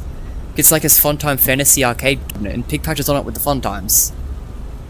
What are they doing with Pig Patch? I mean, I really hope they do stuff with Pig Patch, but like, it's weird. I don't know what to make of it. Alright, I bet I've missed like 10 million years of comments. Sorry guys, I can't check comments like while I'm playing the game, because like, I mean, I'm playing the game and it's like distracting, and I don't know how to do the thing where the chat's like on screen. If anyone knows how to do that, definitely let me know. Alright. How much did I miss? Oh god. Way back here. I feel like sometimes people just overreact about certain animatronics dying. Like, come on, it's a machine, it's broken. Because we're pad, it won't die forever. Yeah, some of them are pretty McFucked. Does it first hit have Lefty? Yeah, it does. Lefty's awesome. It's good to see you, so couldn't touch streams in a while. I mean, to be fair, I haven't streamed in a while myself. Or like where it seems they're going with M2's characterization wanting its own personal. I'm not a big fan of M2, to be honest.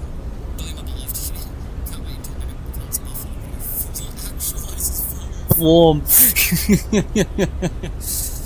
I want to see Buff Helpy fist fight Peepaw Afton. You know what the best part about Buff Helpy is? Buff Helpy is an official character, as per Into the Pit, because he's named Helpules. So, like, you never know. You never know where he'll go. I think physical Helpy animatronic was a test unit for new attractions and mannequin at first step. Yeah. That's right. Well, yeah, it's definitely for, like, the practice. I mean, to be fair, I don't think the minigames in this game, I don't think things like that are real. Oh, whoops. Whatever, that works for me. I don't think things like the first aid minigame are real. I think that, so, I think that this is a simulation, remember that, like, this is a VR simulation, and I think the setup for, like, the first aid stuff was, like, this is a course you take to get your certificate. I think they're like the last one, when you beat it, it's like, you're now, what's it called, you're now, like, a licensed medical person for Fazbear Entertainment. I don't remember what they exactly say, it's been too long since I've actually played this game. But yeah, they say something like that, and I think it makes it clear, it's like, the minigames aren't literal, at least not this part.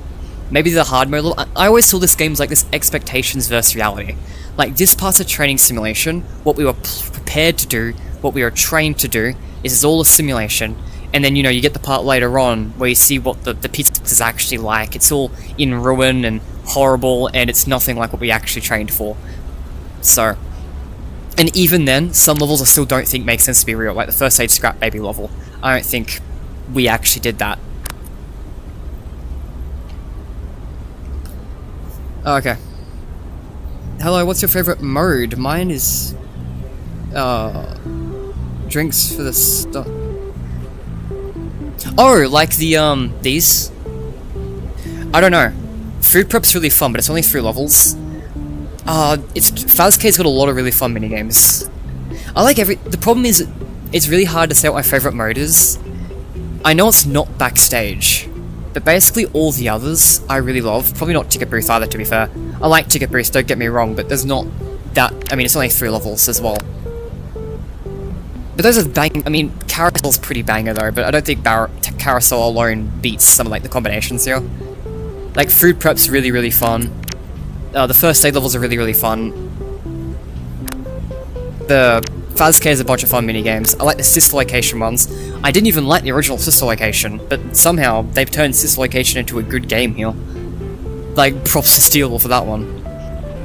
It's really hard choice. I just like Cop 1 and 2 in general. It's just one of my favourite games in general. I was really, really excited to play this one. Guts Theory pick. What is Guts Theory? Pretty random question, but can you please, I don't know, Sterling impression? Oh, like, oh, it's Sterling, that's the dude who's like, that thing doesn't want to kill your children, or something like that, right? You know what I was talking about, that's the dude at Chip and Sons Lumberco review. Oh, I shouldn't say dude, she's transitioned now, I believe, right? I don't really remember. Helpy being represented as a child, this minigame makes a lot of sense. He was a child and mysterious and stuff. Oh, true, I didn't even think about that. The only other time I can think of Pigpatch being important was the fact that Pigpatch fusion Toy Chick is the high school years, and even then I don't think Pigpatch is important in that minigame. They got into oil, the pharmaceutical industry, what's next? We find out the real movie script was a military one. Now let's see why Scots in the community wouldn't be able to accept it. Big with homophobia. Harikatika09. Interesting how this level is not just a reimagining of the FNaF 6 gameplay, it's a different room in the pizza place underground. Maybe we'll get an actual FNaF 6 gameplay. Nah, I don't think so. The Fights Freddy 6 just doesn't have good gameplay. Right, like, to make Fights Freddy 6 gameplay, you'd have to make drastic changes, and I think this minigame is that drastic change. I think this is just the best you're going to get for, like, adapting, like, the 6th game. Like, you could be accurate if you really wanted an accurate adaptation, but it'd suck. Why is this location the simulation too? Oh, because we, right. Because I don't think... It kind of goes into, like, what I think is, like, going on with this game. So, Sister Location, yeah, option 1 is that Fazbear Entertainment's preparing us for Sister Location because we still do stuff for Sister Location. Sickos Babies could still be open. Like, in Hole Haunted, they say, come visit our Sister Location, right? Like, that is a line in Hole Haunted to a game that would have released publicly. So, there's a chance that the Sister Location facility is just open, so they have training simulations for it. It could be that easy. The alternative is that because this game's like an expectations versus reality, or from like a perspective of us, we have a history of Sister Location, and so it's here because we're us. You know, because this game kind of goes into like who we are, and it's like a big mystery of what makes us so special and our identity, and I think we all, the community, has kind of come to an agreement in who we play as. And like Sister Location, I feel like could connect to our identity. Because we could be like the Sister Location survivor. I believe John FNaF like proposed that theory that we're the Sister Location survivor. But yeah. That's another option. Either or could work.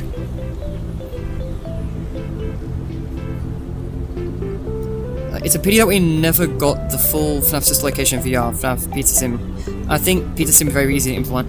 I don't know, it doesn't bother me at all, actually. I think they took the good parts of Sister Location. Because, like, what levels from Sister Location are missing, right? Like, the crappy one where you just hold a thing. Like, do we really think that that's compelling gameplay? I mean, you'd have to do some crazy, like, changes to it to make it work, and I don't know if it'd be worth it. And, like, the spring lock suit, like, I had ideas for this, how the spring lock suit would work before it came out, but I think it'd be really wonky, and I don't think they really had experience doing that kind of thing before. I don't know, I think they picked the right stuff. I think they made work with what would work. It doesn't really bother me that they missed out on a couple of crappy minigames. Look, maybe it's just biased because I don't like Sister Location. Sister Location and Pizza Sim, my two, like, games that are, like, the least back-to-back. Alright, what's next? T-Dreads came up with Guts Theory, which is weird. Oh, I don't know. T-Dreads come up with a lot of weird theories that I'm not a massive fan of, to be honest. No diss to T-Dreads at all. But, like, I'm not... his videos kind of just don't appeal to me as much. Now, what is the lore of Hope 102? I low-key forgot. There's barely any lore whatsoever. So, this is... I think the only thing that we as a community agree on is that we play as Cassie's father, and he's in, like, a simulation. And then the endings just kind of happen. There's really not a lot. But for me, I personally think this is kind of like a... I don't know, retroactive memory of it, I guess. There's a couple of weird lines to it, like, we're just weird, this game's weird. It's not a big part of the lore, it's not a super important game to the lore, but it's... and what is here is kind of strange, and we don't really know how it fits in. I mean, we know some things of what it says, but we don't really have a reason to believe any of that's even important. Like, why does Cassie's dad's even important, right?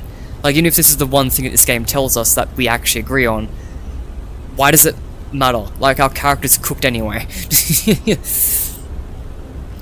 Ultimately, this game's kind of a nothing game in terms of lore, just no one really talks about it. Which is why this game's kind of, like, underrated, because the fanbase just doesn't talk about it, because there's not much to talk about, because it's not a lore-heavy game, so there's not much to talk about.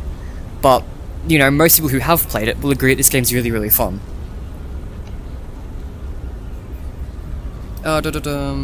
What? I just got this game like yesterday. VR really makes this game so scary for me.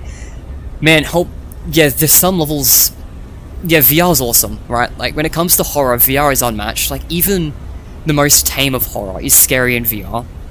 Now, that being said, this is pretty tame most of the time. Now, there are some creepy levels in this, like Carousel. Carousel's creepy for sure, but, for the most part, I really like the variety of, like, the chill, happy levels and the creepy, darker levels. I think it's a great mix, but that's because I'm not a horror fan and like that sort of thing. Whereas most Five Freddy's fans would probably prefer if it was like all the horror stuff. And also, Hope 101 is even scarier than Hope 102. Just definitely. That game made me shit myself when I streamed it. Also, yeah, Guts Theory is really cool. Basically, Guts Theory implies that Remnant is made out of organs, that Golden Freddy has BB's brain inside. Okay, that's a little... isn't that just outright debunked? Like, isn't that one of the only things we know about Remnant is that it's molten metal? That's not organs. Well, I think the main mystery of all FNAF is who is Old Man Consequences.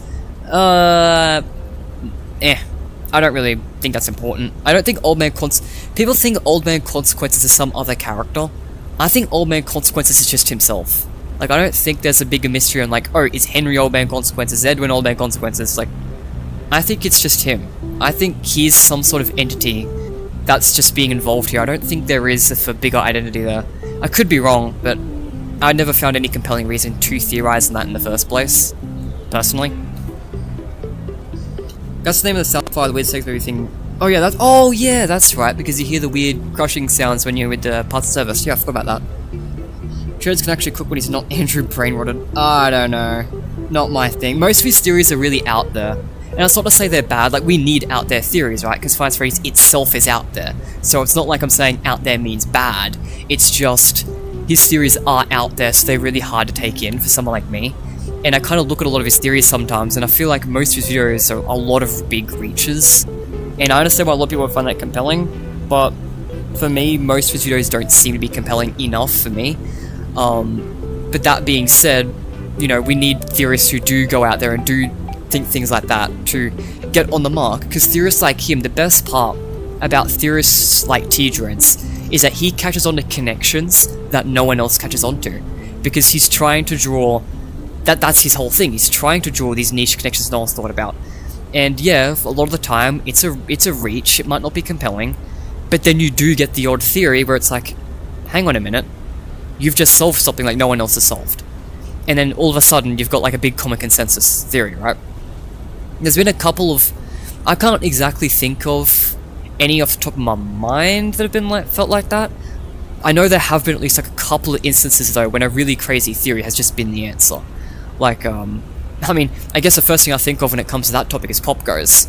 Pop Goes was not meant to predict the future of Five Nights at Freddy's, but then somehow Five Nights at Freddy's went in the very Pop Goes direction, which is really funny, because so many people complained about the direction of Pop Goes when it first came out, and now people are making the exact same complaints about Five Nights at Freddy's itself. I can see why Pop Goes Evergreen's not a game that most people in the fanbase are excited for. I'm excited for it. It's actually one of the fanbase games I'm most excited for, because I love Pop Goes. I think that's a really fun gameplay, and I love the characters in Pop Goes. But I can tell that a lot of people are iffy on it, because in a way it's kind of like the catalyst for all the things they stopped liking, all the things they ended up not liking about Five Nights at Freddy's. So that was a complete tangent. I don't know why I went in that route, but I feel like a lot of T-Dreads theories kind of feel almost similar style, where it's like a weird out there thing that that might not even feel compelling at the time, but you know, he makes a good case for it, and it's these good theories like that a lot of the time these things do come true. And it is really cool to see people get that right so far in advance, right? So, I'm all for T-Dreads, it's just that, as of now, because I theorize myself, I'm also not a big person in the theorizing community. I don't typically, I'm not very invested in the story to begin with, so I kind of stick to myself in the theory space a bit. Man, that was a ramble. I don't even know where I was going with that.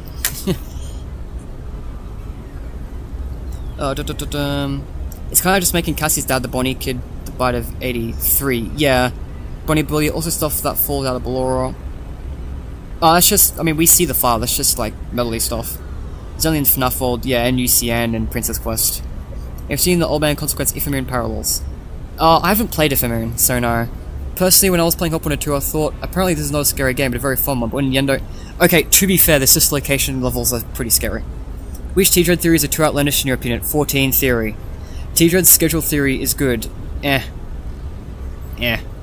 There's a fun connection there. I don't know, I'm not sold on this stuff.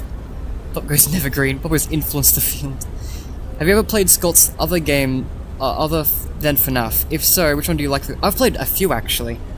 Okay, but I'll get to that in a second. Other 3D printed animatronics concept. Yeah, there's a lot of things in Pop Goes I love, and yeah, the 3D printed animatronics is pretty cool.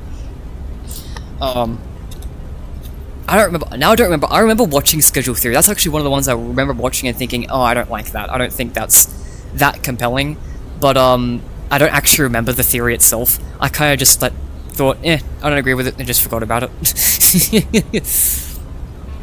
But I have played other Scott's games. I've actually loved them, actually. I'm actually a little bit... Looking at Scott's old games is almost sad, because you kind of look at it and it's like... it almost feels like he should have blown up before Five Nights at Freddy's, because some of his stuff is really impressive, some of his older works. I have not played, there's actually a few really iconic games I've never played, like I haven't played The Desolate Hope, I plan to at some point, but I haven't done that yet. And I haven't played Chipper and Sons Lumber Company. I do plan to play that too, but I just haven't. But the ones I remember playing is on when I was in primary school. I actually played some of his old mobile games. So I was like playing There Is No Pause Button and Rage Quit. And I remember playing a lot of 8-bit RPG Maker. And I put a lot of time in 8-bit RPG Maker.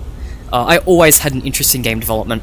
And that was kind of one of my early outlets of that. Was that 8-bit RPG Maker by Scott Cawthon. That was really fun. I love playing around with that so much. Other than that, there's also the Troll games, right? The Troll game, most of the Five Nights at Freddy's Troll games are actually Scott's older works. And some of those are actually pretty fun. I really enjoyed Fighter Mage Bard. That one was really cool and gave me a lot of, I mean, I had to say it gave me a lot of Scott Cawthon vibes, but no shit, it's made by Scott Cawthon, right? But I liked Fighter Mage Bard. Citizen 5 was a neat concept, but I feel like it was kind of missing something. We're just gonna ignore Doofus ever existed, it's his first game and it shows. But yeah, no, I've played a couple of Scott's older games, and I've enjoyed quite a few of them, and some of the things I've seen from ones I haven't played, like The Desolate Hope, looks really impressive. So, yeah, I absolutely, I think he's a good game developer. Like, even outside of Five Nights at Freddy's, I think he's a great game developer. And I like taking inspiration, like, I want to take inspiration from more of his works. Alright.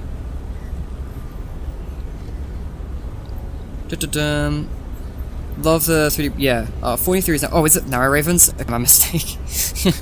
God David, oh god. Scott's old style is, so, God David, oh yeah, that's the other thing with T-Dreads. This is a little nitpick of mine. In the theory community as a whole, not specifically T-Dreads, but T-Dreads is very guilty of this.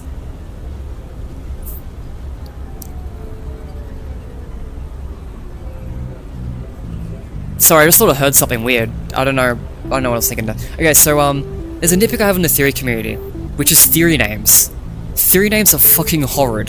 They are horrible. I just hate them. I think they're very, very lazy. It's like, condense your theory into like 1 or 2 words. And most of the time, that doesn't work. Like, you can't really condense a lot of theories into 2 words, and when you do, you destroy a lot of nuance and you destroy a lot of parts about the theory. It comes off as lazy, and it doesn't really describe what you're actually talking about half the time. Now, some theory names work, like Molten MCI, Molten Freddy specify the MCI, that, like, self-explanatory. But then you have things like will care. And there is, like, so many different interpretations on how people believe that William Afton treats his children, and multiple of them go under will care. Only one of those is, like, actually hated, but because multiple fall under the will care category, theories that aren't the hated one get flack just for being under that same label. It's like, ugh. This just destroys nuance in conversations. I hate it. But to even make it even worse, you then have theories that just, their names don't even describe the theory. Like a lot of T-Dread stuff, like God David.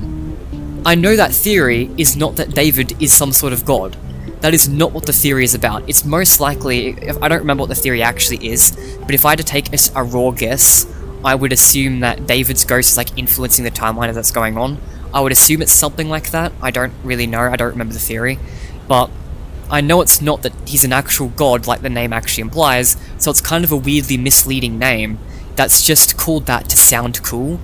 And there's another problem there where I've actually seen a case of theories where they had a theory name that people didn't like, and then they changed the theory name. And then all of a sudden, it gets more popular because it sounds cooler.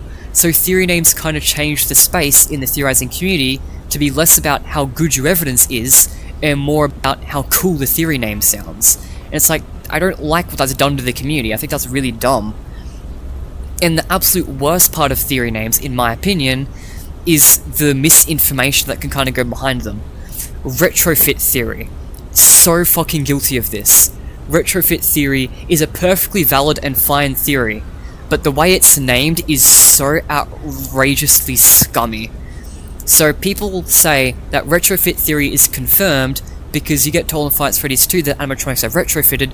Retrofit theory. It's confirmed, he outright says it. Except retrofit theory is not about whether the animatronics are retrofitted. That's not what the theory is. The theory is about the design change coming from the retrofit process. but they've carefully, like, made the theory name vague enough, and they called it retrofit theory specifically so that they don't really have to describe it, and so that they can pretend it's confirmed by stretching, like, the words and stuff, which, it's just a really scummy way to sell people on your theory, by, like, just using the name of the theory, and then pretending that's something that's not, and, like, passing off as another theory. Game Theory did this too in one of his recent videos. It's not with a theory name, but he did a similar thing that I don't really like, where, in From the Fights Freddy's films, he kind of saw that there was his conclusion was that in the games, Mike Schmidt and Michael Afton were two different characters, and he talked about how that solved all of the timeline, but 90% of the solutions that came from that theory have nothing to do with the two characters being different, and it was actually what solved most of the problems was moving sister location later in the timeline, which is a completely different theory to Mike Schmidt and Michael Afton being two different characters, but Game Theory portrayed that theory as another theory to sell people on it, and it just irks me so much when people do things like that, use weird, like, misleading theory names or misleading presentation to sell people on theories, because it's like, it just feels so scummy. Like, why would you do that? It's just a game theory. Like, why are you trying to use underhanded methods to convince people of your reasoning? Like, if you need to use underhanded methods, maybe you should be re-evaluating how much your theory actually holds up if you think that's necessary to sell people on it. Because if a theory actually held up evidence-wise, you'd be able to say the evidence and it would sell people. Like, why do you need to be misleading about it? And the answer is, you don't. Most of the time you don't, and it's just, I don't know. They just do it because they want to be right, and they don't actually care about how they go about feeling right. It's just something that really irks out the theory community, and yeah, T-Dreads is like theory names sometimes. I mean, it doesn't do that specifically most of the time, but I guess that was just a whole, like, separate rant, I guess. But I had to rant about that because it felt on topic. Oh, okay. Scott's old style is really good, yeah. Minigame in this game, probably First Aid. First Aid Scrap Baby. Maybe Food Prep, that's pretty fun too. Thinks this location with Scott's old robotic style went the most. Yeah, and I think he was really depressed about the reception of that. So Scott said in his Ultimate Custom Night, post-Ultimate Custom Night interview with Dorker, that he talked about why each game wasn't the last. Because, you know, it's no secret, like, most of the early Five Nights at Freddy's games were supposed to be the last game. 3 was supposed to be the last, 4 was supposed to be the last, this location was supposed to be the last, Pizza Sim was supposed to be the last, Ultimate Custom Night was supposed to be the last, and it just kept going. And Scott actually talked about why that is, why he went to the next one. And he talked about how, like, most of the time it was because there was complaints. How people complained about something in his game, and so he wanted to correct it in the next one. And he actually said, and even said back at the time of Sister Location too, so he kind of reiterated this in his post-Ultimate Custom Night interview, that he knew Sister Location would be controversial. He knew he wanted to do something different with that game, because he knew it would be getting stale to keep doing that same formula over and over and over. He knew he wanted to do something different, and he knew that would be controversial. So it didn't bother him that people didn't like it. But the part that bothered him, apparently, according to that interview, was that people complained about, like, the aesthetic of it. Like, the sci-fi vibe and, like, just the atmosphere of the game and the environments and the designs all feel, like, too futuristic. And he said that was the one that, like, got to him and made him want to, in Pizzeria Simulator, try and reground it, he says, in the world of the universe. So, I think the fact that people didn't like Sister Location's sci-fi aesthetic kind of got to him there, because Sister Location was kind of his style. It looks much more like his old style, with, like, the really over-designed designs, only for the big chunk of the fan base to hate it. So I think that got to him a little bit, which is a shame, because personally I really loved those designs, but from the interview it sounded like other people didn't. And honestly, just from being in the community, I know that a lot of people don't like that direction of the series, so it really is a shame that, like, Five Nights at Freddy's isn't really Scott's thing. Like, he made this in response to criticism from his other games, and then he kept it going. And so he kept trying to do, like, his thing in Five Nights at Freddy's, but every time he turns Five Nights at Freddy's into what he wants it to be, there's backlash, and I kind of feel a little bit bad for that in a sense. But also, he's like a millionaire, so he'll be fine. Yeah, I don't understand why it's a standard for theory. Probably an unpopular opinion, but I just hate Jackie's box. It was a fun meme at first, but I went too far. I made one of the best FNaF games. Okay, I don't think that's the fault of Jackie's Box. So I think Jackie's Box is really, really funny. But Jackie's Box was the majority of Secret of the Mimic's, like, I'm not gonna say marketing, but majority of people found out about Secret of the Mimic from Jackie's Box. Like, you look at the community and, like, all the, especially right now, because marketing is such a hot topic at the moment, because, you know, of the Leon Riskin thing. And, it's been brought up quite a bit how, like, Secret of the Mimic, most people knew about it from Jackie's Box. And I'm gonna be honest, I think if it weren't for Jackie's Box, people still would have kind of crapped on it. Because Secret of the Mimic had the challenge of adapting a book character no one cared about. At this time, people were really hating on the books and didn't want book concepts in the games, and so a game coming out sort of just being entirely based off a book, a previously like a book character, I think was really sent people the wrong way. And that combined with the lack of marketing, lack of like hype building, and honestly, as much as it made people treat that game as a joke, I think if it wasn't for Jackie's Box, the people that treated it like a joke probably wouldn't have known it existed in the first place. And honestly, I'd prefer they take it as a joke than not know about it at all. Because let's be real, a lot of people went into Secret of the Mimic treating it like a joke game because of Jackie's Box, because that's where they heard of it from. But then, they kind of got into the story. Like, I saw it in, like, I think FNaF, I think, was like this. I think Markiplier to an extent, too. They kind of didn't treat the game seriously at first, but then they kind of got into it over time. And I know FNaF, I remember FNaF saying that he was actually really impressed that the story was able to sell him on a character that he previously didn't take seriously.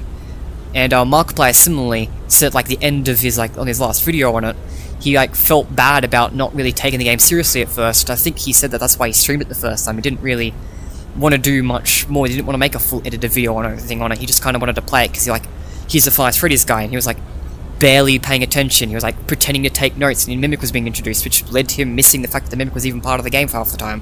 So Markiplier at first wasn't really giving it. He was giving it a chance, but he was kind of zoned out, and he was clearly not very interested. But by the end of it, he makes this comment at the end, and he kind of feels bad for treating it like that. He did like appreciate the game at the end of it, but then also says it despite the fact he did like the game. You know, it's not what he wanted from the franchise, which is a very valid opinion. Like, I would say Secret of the Mimic, as good as it was, I would agree that it probably strayed too far away from what made FNaF Freddy's, like FNaF Freddy's. It strayed too far away from that. I think that's like the biggest problem, well, one of the biggest problems with Secret of the Mimic. But yeah, I guess that was a tangent. Sorry if you keep going on tangents. Do you believe that Scott Gaines website will ever return? No. God is that in some way, shape or form, David Moore keeps being represented, not directly possession or mimic or anything, just that for some reason David keeps coming back. Oh yeah, fair enough. Yep, alright, yep. I mean, that's kind of true. Gregory's kind of depiction, yeah. I mean, like a narrative depiction, at least. I call my M2 ended theory fun and mimic. Yeah, fair enough. Oh, I mean, that's self-explanatory, right? I was out of the theory zeitgeist for a while and didn't even know what the DCI was. It took me a while to understand what it was, and I'm so confused why they haven't come up again. Yeah, the Save the Murders. That's certainly a thing, isn't it? FNaF Freddy's 2 in general feels very swept under the rug. Like, that game, the series kind of continued on, just kind of pretending it didn't exist.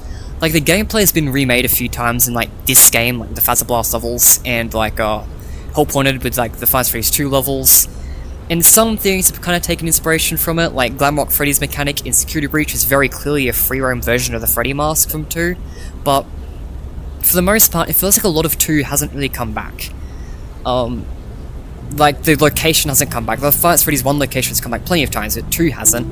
The characters from 2 haven't really come back very often, outside of, like, Special Delivery and Help Wanted and stuff like that. We never really got proper closure for the spirits, never got a continuation of the building, never got a continuation of the characters. A lot of 2 was swept under the rug, like, aside from Charlie.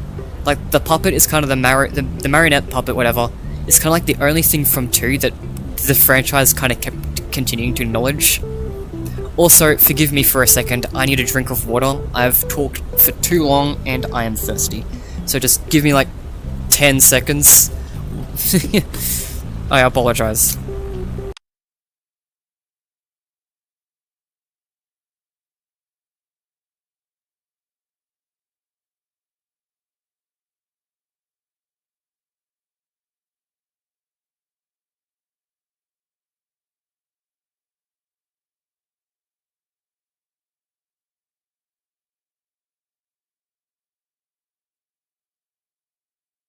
Alright.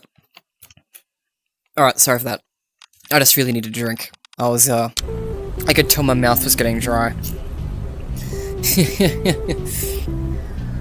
Alright, it's gotta catch up on chat. Important, I gotta catch up on chat before I keep playing. Sorry for it's taking a while to get around to some stuff in chat. It's just, chat's awesome, right? It's most the fun part.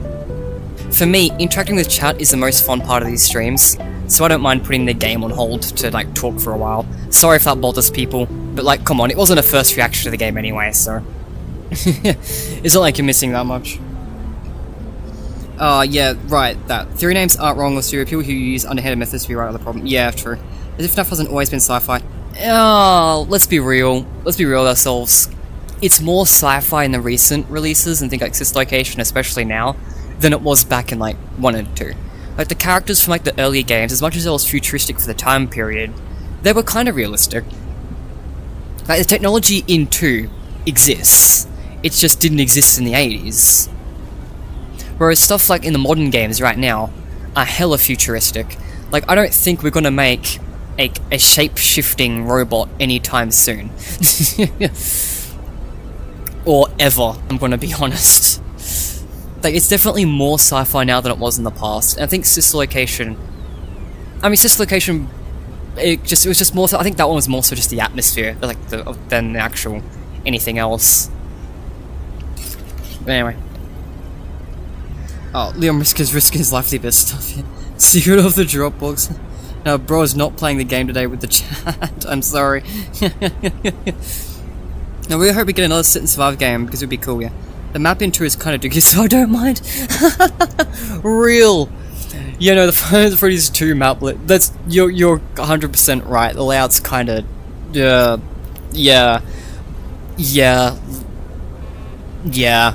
I am going to be honest though. This is, I don't really think I want to go on this tangent. I've been on this tangent enough times, and I know I've gone for a while about this topic in particularly. But the series kind of has a Five Nights at Freddy's 1 quota, where the first game specifically comes back in almost every game after. But then other games kind of don't. Like, 2 doesn't appear in almost every game, 3 doesn't appear in almost every game, but 1 does. They always go back to 1. And I think it's because 1 is kind of how, like, the most popular one. It's what most people think of when they think of Five Nights at Freddy's. Like, Five Nights at Freddy's, at its core, is that first game. So I think every time they kind of want to remind people it's a Five Nights at Freddy's game, it's like, oh, let's go back to 1. But that means 1 keeps coming up. And there's times where it comes up where it's like, did it really need to come up? Did Five Nights at Freddy's 1 really need to be here? And I remember I used to say that in the past, and people used to cook me for that. People were like, oh, but it's the best game, it's the best thing I could do, it's really good fan service. Thankfully, I think people now know what I mean, because Secret of the Mimic comes out, and Five Nights at Freddy's just fucking down in research and development for some reason. The Five Nights at Freddy's 1 location is down there for some reason. And it's like, I think now people know what I mean by the games and the recent material in general are like forcing the first game into places where it doesn't belong. And I think people now know what I mean by that, because I think Secret of the Mimic is definitely the most egregious example of it. Where now, like, Edwin Murray is involved with the development of the first game. Obviously, I know why it's down there and stuff. I'm not actually saying it's like a mystery or like why it's there or anything. I'm just saying, like, I don't think it really needed to be there. It felt less like a lore expansion and more so just, hey, let's put Five Nights at Freddy's 1 in here for fan service sake, and then here's an explanation for it. Right. Are you glad or sad that Scott no longer confirms FNaF theories because the guy got depressed? Well, I don't really care. I mean, theories still get confirmed every now and then. It's just, like, it doesn't really matter though. Like, people who are goofy enough, like, usually when theories get confirmed, they're obvious. They're either A, an obvious point, or B, a genuine mistake that needed to be said in, like, a post or something. And I prefer genuine mistakes to be corrected with future releases. I think I do prefer that, rather than just confirming it outright in a Reddit post. And as for, like, the obvious stuff, that still gets said every now and then. Like, it wasn't that long ago that a level designer at Steelwool, like, directly confirmed that Monty killed the Bonnie. Like, it wasn't that long ago. That kind of thing still happens. The only just like it was back then, there's still people who, like, cope and say that they lied or whatever. So it's like, it doesn't really change the theory space all that much. Hope we get another Sit and Survive game. Right, I forgot to actually respond to this. Yes. Yes, yes, yes. I would love another proper, like, Sit and Survive game like those early games. I think they should come back in, like, the form of, like, spin-offs or something. Canon spin-offs. Because obviously we're getting the Fanverse Initiative games, and those are that style of game, and there'll be spin-offs too, and those are technically official, but they aren't canon, so most people aren't going to care or talk about them, because let's be real, in Five Nights at Freddy's, people care about the lore, the majority of the fanbase care about the lore first and foremost. So, if a game, no matter how cool the game is, like, you know, this game's probably the most obvious example, this game's really, really fun, nobody fucking talks about it, because there's barely any lore implications. So the community mostly cares about the lore. So, I think what we need is like a game that people actually care about, one that's actually canon, with that style, like a small spin-off in that style would be really nice to have. I agree. In addition to that, not in replacement, in addition, I also want to see the modern games actually do more Sit and Survive stuff sections. So like Security Breach had Sit and Survive sections like throughout the game. Oh, there wasn't many, there was only like a few I think in Security Breach. But it was enough that I really appreciated and I enjoyed it. And Help Wanted 2 has like the sister location levels and play late, a little later. And then Secret Mimic did none of it. And I was really disappointed in that. Like, what do you mean? There's no level sections in Secret Mimic. Why? You gotta at least, like, do something. Like, as far as Freddy's, we expect Five Nights at Freddy's gameplay at least somewhere in here. Like, even if you change it a lot, you gotta, like, expect the roots a little bit in every game. I was a little bit disappointed when Secret Mimic didn't have a survival section. So I kind of want those type of gameplay styles to be in the main games, like, integrated into the main gameplay in sections. Or, like, even a post-game, or DLC or something like the Sister Location did. Like, something like that, just throughout the game, and or at the end, and then also, yeah, like, their own spin-off games, things like that. There's a lot of things they could do, I think, to implement the gameplay style that the fans were used to into the modern Five Nights at Freddy's. They just haven't done any of it, really, yet. So I hope they do more of that in the future, because I think that's also been one of the most recent complaints for a long while now, is modern Five Nights at Freddy's doesn't feel like Five Nights at Freddy's. That's been a complaint for a while now for a bunch of games, and it's only gotten worse over time. So I hope eventually they start listening to that complaint. I feel like Marionette is like proper name. Yeah, I agree. I think the puppet is what they get called in world. Like, people call it the puppet, but the Marionette, I think it's its official name. I kind of just use both interchangeably. I do think Marionette's the official name. You think Scott will ever go over the 1987 grave incident if I make a... No, I don't think Scott's gonna acknowledge Five Nights at Freddy's 2 ever again. Look, if Scott liked that plot point, he would have gone back to it. Like, even alternate timelines, just omit that entirely. I think he hates that he just redid the Five Nights at Freddy's 1 missing children incident again. I think he hates that he did a second missing children incident. I don't think he liked that he just did that again. So, I think he's intentionally omitted it because he died. Yeah, I don't know. I don't think he'll come back to it. As for an ARG, I know what people mean, and I actually got confused with that for a bit, because I used to think ARG meant, like, involving real-world elements, but apparently just throwing teasers up on a website and having, like, puzzles online also counts as an ARG. So, I didn't know that. I thought it only meant stuff in the real world. But, do I think, like, good marketing will come back again? Let's be real, that's the question we're asking here. Will Five Nights at Freddy's ever have good marketing again? God, I hope so. I hope so. I don't think so anytime soon, but I hope eventually they go back into it. I think the problem is that marketing is for, like, building up the audience. And I think we're at the point now where I don't think Scott cares about doing that. I think with the amount of times that Scott has said something's for the fans and had barely promoted it, like Pizza Sim came out of nowhere, right? That was just for the fans, as Scott says. And then, like, these other games where it's like Secret Mimic, which is just extra lore at the start of the series or whatever. The new films, which are just utterly incomprehensible to the modern audience, to, like, the greater audience, just for the fans. Like, this whole for the fans mentality. I think that's shorthand for Scott saying, we don't care about growing the franchise anymore, we just want the existing fans to be happy. So I think that's why the marketing's been really bad, is because Scott doesn't really care about pushing it further anymore. I think he's got enough billions of dollars that he's kind of chilling.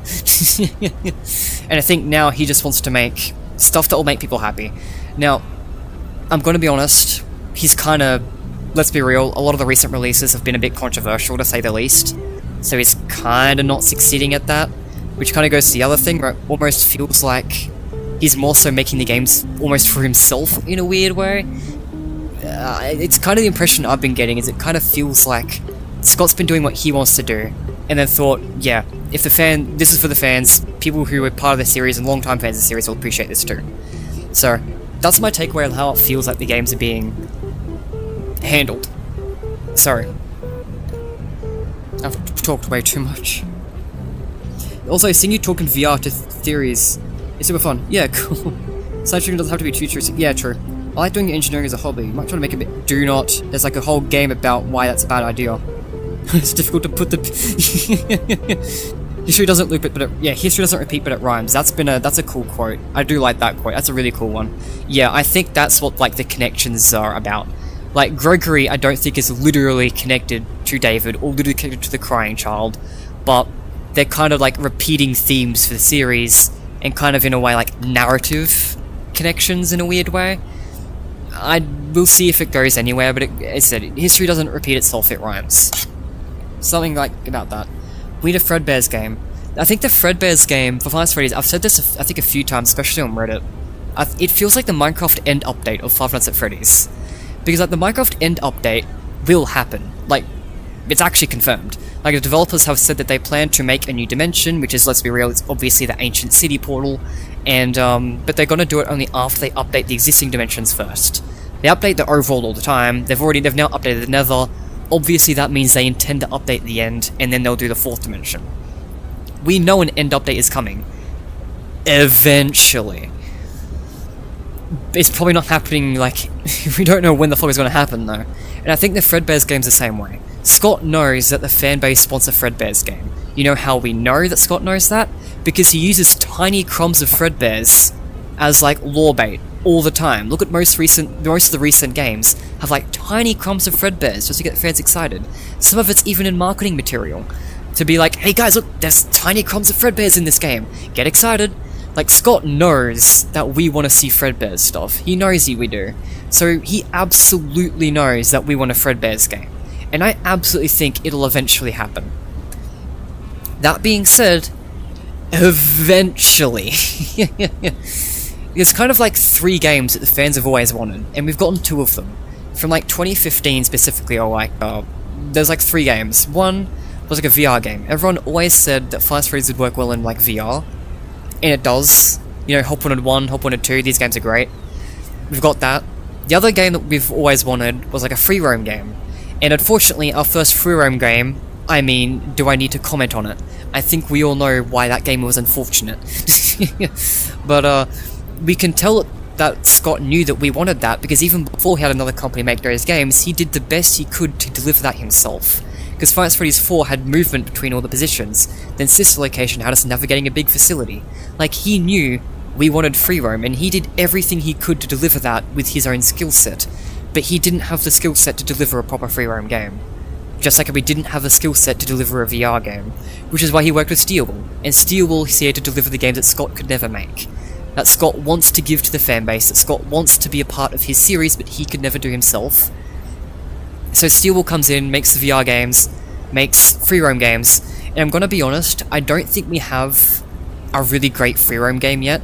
Like, obviously, I think the Seeker of the Mimic feels great because, you know, it followed up from Security Breach, but I'm gonna be honest, like, if Five Nights at Freddy's ever gets, like, an actually good free roam game, Seeker of the Mimic will probably look worse in retrospect, because Seeker of the Mimic is, like, it's alright, it's good, we could do better. This franchise can do better than Secret of the Mimic, I know it can. And from like the reception of it, we can tell like that game is not super popular either. It's on Steam, I believe it's the 2nd lowest rated Five Nights at Freddy's game. Which is funny, because on PlayStation it's actually one of the highest, so what do I know? Is Steam more trustworthy, or is PlayStation? Because they have totally opposite opinions on Secret of the Mimic for some reason. But where was I going with this? Right. I think they're still trying to make free roam games and trying to iterate on it until they make one that like lands with people. I think they're going to keep trying with it until they make one that people actually like, which might be hard, but I think they'll eventually get there. Scott's has always tried to do right by the community, even if it has taken him a while sometimes. And then obviously, like, right, that tangent was there because I want to talk about the third game, was of course Fredbear's. Ever since it was introduced in Five Nights at Freddy's 2, fans have always wanted to know more about Fredbear's Family Diner. And that's why Scott made 4, right? Because the story of 4 showed us Fredbear's Family Diner, that wasn't enough for people. People want an actual in the gameplay. People want a game in Fredbear's, the gameplay in Fredbear's. That's what we want. So I think Scott's now aware of that and has been teasing it in all these recent games with like the Fredbear's Person Security Breach. Was there anything Fredbear's related in Help Wanted 2? I don't remember. There probably is, I just don't remember it. But then there's also like Secret of the Mimic, where there's a lot of Fredbear's connections. It was really open at the same time as Fredbear's. And there's a lot of weird stuff that connects to it. Like there's a weird item you collect that's like a pizza maker that's Fredbear's themed. So Scott absolutely knows and is leaning into it. He knows we want Fredbear's stuff. He knows we want a Fredbear's game. I don't think it's just part of his narrative. I think that's the only issue with Fredbear's right now, is that Modern Five Nights at Freddy's is kind of pre-planned.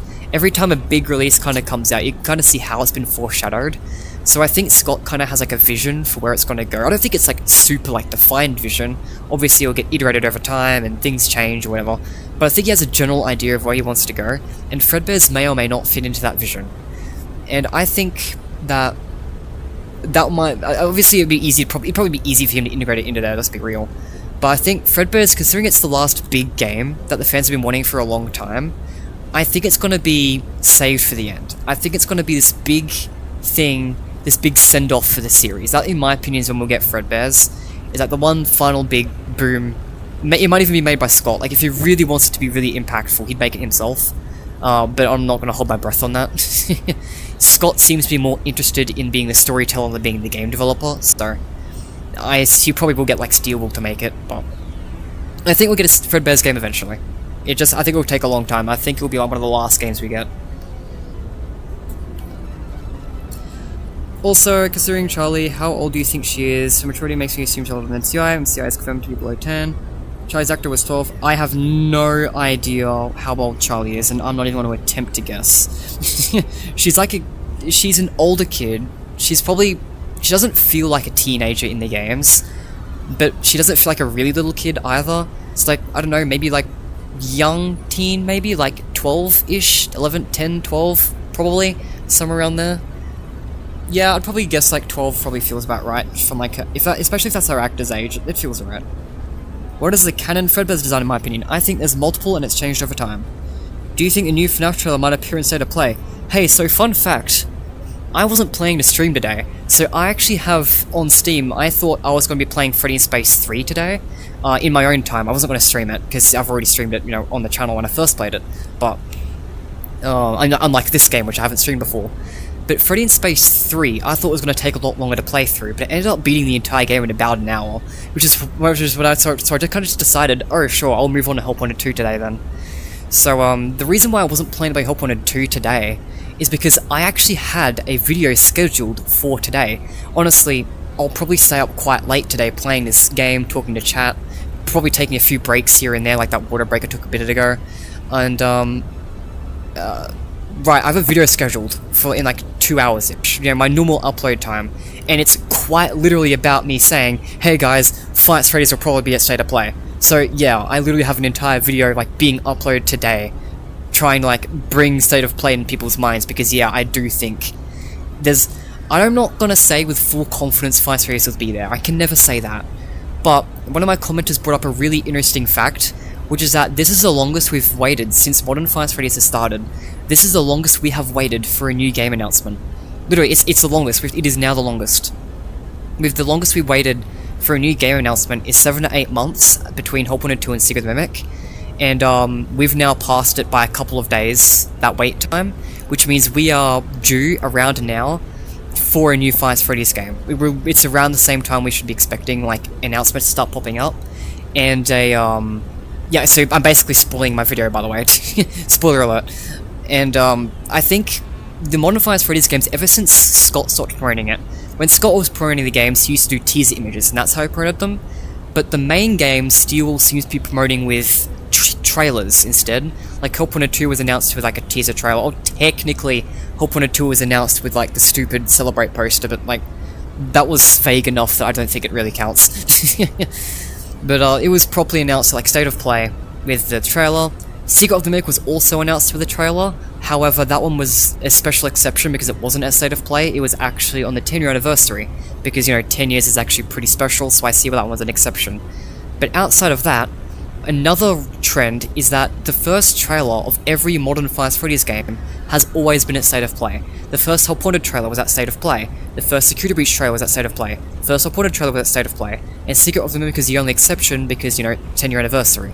So because of that, I think most games, outside of maybe some exceptions, most main games will probably be announced similarly to Help Wanted 2 from now on, announced with a teaser trailer at State of Play. So we should be expecting, in my opinion, a teaser trailer at State of Play around now. That is what I would be guessing without anything else, without even knowing about this other fact, which is that there is a State of Play this week. Literally, according to Nate the Hate, who is actually a reliable source, there is apparently a State of Play scheduled for literally this week. So we're waiting for a State of Play around now to drop the first teaser trailer to announce the next Five Nights at Freddy's game. It all syncs up for this, and there's literally a trailer. It all lines up perfectly. So I'm not gonna say it'll be there. You never know what's going on behind the scenes. You never know when a game kind of just isn't quite on time. You never know, right?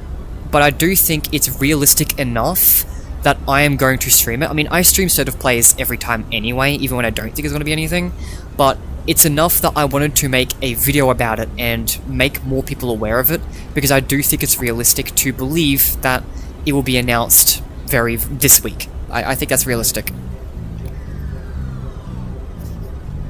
I think it's the lefty recall. That is a cool theory, yeah, I do like the idea that Rockstar Freddy / Lefty is the design of Threadbare, because it has the piston jaws, which is a really cool design trait. Personally, the piston jaw design specifically from 4, I think that's a cleaned up, improved version of the prototype we see in Secret of the Mimic. I think that's what that's supposed to be. I don't think it's exactly one-to-one, because it's a prototype, but I think a slightly improved, maybe better version of that design is probably what the Five Nights at Freddy's 4 Fredbear looks like, in my opinion. But I said I do think it changed over time, because I think it eventually got replaced Golden Freddy. I think Golden Freddy may have been actually earlier, to be honest, but still. I think Golden Freddy is a design, and the UCN, I guess. UCN, I think. UCN, Golden Freddy, I think there's older designs. But I think the one that did the bite is kind of an improved version of the one we see in Marie's costume manner. Nightmare is now basically a new version of Nightmare representing death. Charlie is very supportive and probably represents life in a way. She was first version as well or something. Yeah, that's a cool connection, yeah. Series 10-5 sections felt forced. I agree. The problem with... Okay, so here's my take on Security Breach. I love a lot of concepts in Security Breach, but the execution is really rough. I actually recently beat Security Breach. I mean, it's why I'm here now, right? I'm playing through all the games in order, so the previous game was literally Security Breach outside of Freddy Space 3. So, I just played it, and I'm gonna be honest, it's a weird case of while I'm playing it, there's a lot of little frustrating parts in Security Breach, especially considering I already know how to play it. If I went in for the first time, I think it'd be very, very frustrating. I don't remember what my first experience was like, to be fair, but I could only imagine, it's not very well designed. It's rough, to say the least. I'm happy I never played it on launch, because the launch version looked absolutely horrific. the modern versions at least look stable enough you can actually play it reasonably. But it's still rough designed, it's not very good in execution, but there's a lot of concepts and ideas in Security Breach that I think were on the mark and were good. I think I like the idea of Security Breach, but not the execution, if that makes sense. However, I think that I still like Security Breach. It's this weird case of, even though it's kind of frustrating at times, I can't help but go back to it. I don't know, it's just something about it, it just resonates with me. It's kind of a disaster. It's kind of fun, though. I have such mixed feelings towards that game. I like it, though. I like it. I do. But I do agree that, yeah, the survival sections felt forced. They were very clunky, didn't really work very well. But I still appreciate that they tried to implement that gameplay in Security Breach. I think I prefer being clunky and kind of failing at it a little bit than Secret of the Mimic not attempting it at all.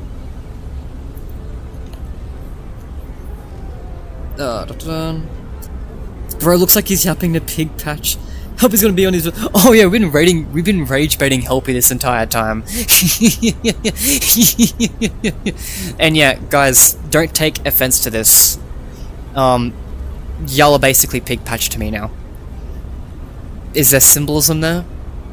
I mean, pigs are apparently close to humans, right? So I assume y'all are kinda human? I assume y'all are at least close. There's probably one or two mimics out there. Me when I rant to the random pig in the room was so funny. And Foxy being called Mangle. Oh yeah. Oh god, that's so fucking annoying. Oh, that... Look, I'm of two minds about Mangle's fixed version being called Funtime Foxy. On one hand, what the fuck? Just call it Toy Foxy for God's sake. It was the original name in Five Nights at Freddy's 2. In Five Nights at Freddy's 2, if you go in the game files, there are places where he was called Toy Foxy. Like, that was a thing. That was the original name, intended name of the character. There's also other places where before the toy name was decided upon, it'd be called like New Foxy and stuff, but it is actually called Toy Foxy in some places in the files. And then you finally gets an official name in Five Nights at Freddy's World, and it's Funtime Foxy for some reason. Huh? Remember that Five Nights at Freddy's World was before Sister Location too, so it's just kind of different, and it's kind of weird. And then like Sister Location comes out, and then introduces another Funtime Foxy, and it's just kind of like... This is technically... to us, in a meta sense, the one in Sister Location is not the first one we've had. It's the second one we've had. But, like, the first one we've had shouldn't have been called that, so it feels wrong. It just doesn't feel right. Now, that being said, there's also the other mind to it, which is that it might be frustrating, but maybe there's a reason. And I think that there's a lore reason to it. I think that Funtime Foxy from Sister Location, I think the idea is that it's not Toy Foxy because it's a different design, right? Like Toy Freddy, Toy Bonnie, Toy Chica, they were all very reminiscent of their original designs, except they're like these new modern versions. Whereas Foxy was entirely redesigned. Foxy changed a lot, so I think that's why it's not the same naming convention, because it's entirely different design. And then Sister Location happens, and it's like, okay, well, this is the origin of that design, or probably the other way around, because Five Nights at Freddy's 4's 1983 figure probably predated the 1985 Funtimes. I do think the Funtimes date back to the 80s. I don't think Sister Location takes place in the 80s, I think Sister Location's way later, but I think the animatronics themselves date back to the 80s. Just because there's a couple of, basically because of Elizabeth's death timing when I think she died. That's besides the point. So I think like Funtime Foxy was like was also based probably off a merch line from Five Nights at Freddy's 4, I don't know. I think I'm just kind of... It's really hard to keep a train of thought now. I think I've been talking for too long. I'm sorry. I think there's lore connections though. I think they're connected. I think there's no reason to have two characters with the exact same name if they aren't connected. And I think it's kind of neat that they've connected two different variants closer together by being like, oh, this is like the different redesign that we've done here, and then we've used it for this, the redesign from this merch figure from FNaF 4, and we've used that for Sister Location, then later on we decided, oh yeah, that worked for Sister Location, let's use that for Five Nights at Freddy's 2. So, I think that's... There's some cool... Maybe there's some lore that kind of justifies it and makes it a little bit cooler, but counterpoint, that lore could just not exist, and we could just have, like, illogical character names. Oh. By the way, I don't understand why they made the character Carney. I think it would have been better if it'd been Ned Bear. It would have been perfect for this role. Nah, I disagree. Ned Bear doesn't come off to me as a guy who just kind of trolls you, as like, because Carney is just kind of mean. I like his personality. I like Carney. I don't know. I think I'm just biased because I like new characters. I can't hate Carney. 95 Graveston is when Matt Pat thought Scott made an art. Oh yeah, I remembered that. Oh shit, they could go that far. Oh god, I didn't know about that. I knew it went far, but I didn't know it went that far. I don't think we understand the magics of the FNaF universe, get most magic. What? I don't think we understand enough to get most of the. Right. I think the Fredbear's game is very difficult because, okay, this is a non-point. I think the whole argument of there's no story there and there's nothing to attack us, I think that's just a bad point. Because if you're making a Fredbear's game, you just expand the lore to include something to attack us. Like, it's actually pretty easy. Like, okay, cool. Here's a malicious version of Fredbear and Spring Bonnie. Great, at the end of the game they get scrapped and replaced with ones that aren't possessed anymore. Done, you've now made a Fredbear's game. Or, okay, like there's a fan game called Welcome to Fredbears, which is being in development right now, which I hope comes out. I hope it doesn't get cancelled. Which is kind of inspired by Secret of the Mimic, but it's like a Fredbear's game. And their thing there was like Mimic escaped and is now wearing Fredbear's costumes at Fredbear's Family Diner, and that's the villain there. That's another route you could take. It's like someone else wearing the costumes. You could also take another route, which is like, maybe it's William Afton. William Afton's might be trying to kill you for whatever reason, wearing the costumes. Like, they are costumes. Other people, other characters can wear them, but they're also animatronics. There could be multiple of them. These could be dangerous ones that got scrapped before the innocent ones we see later on. Like, there's definitely ways you can work around that. That's such a non-point to me. If you're making a game at a location like that, but we know nothing about Fredbears. You can easily expand the lore of Fredbears to just include an incident we don't hear about later on. They did it with Secret of the Mimic, they can do it for Fredbears. That's a non-point to me. Perez, but POV Henry finding out a business partner's little secret. Hi Toast, hi Ken Studio. FNaF. We half expect a Fredbear's game or a prequel before Sumer. Cassie falling down the hole 1 or 2. Hang on. We would half expect a Fredbear's game or a prequel before Secret of the Mimic. Do you mean like timeline-wise, or did you mean you would have expected it to come out? Cassie falling down the Hope 1 or 2 trailer. Oh, Cassie falling down and then the Hope 1 or 2 trailer showing us Seabear has to be. Oh, coincidence.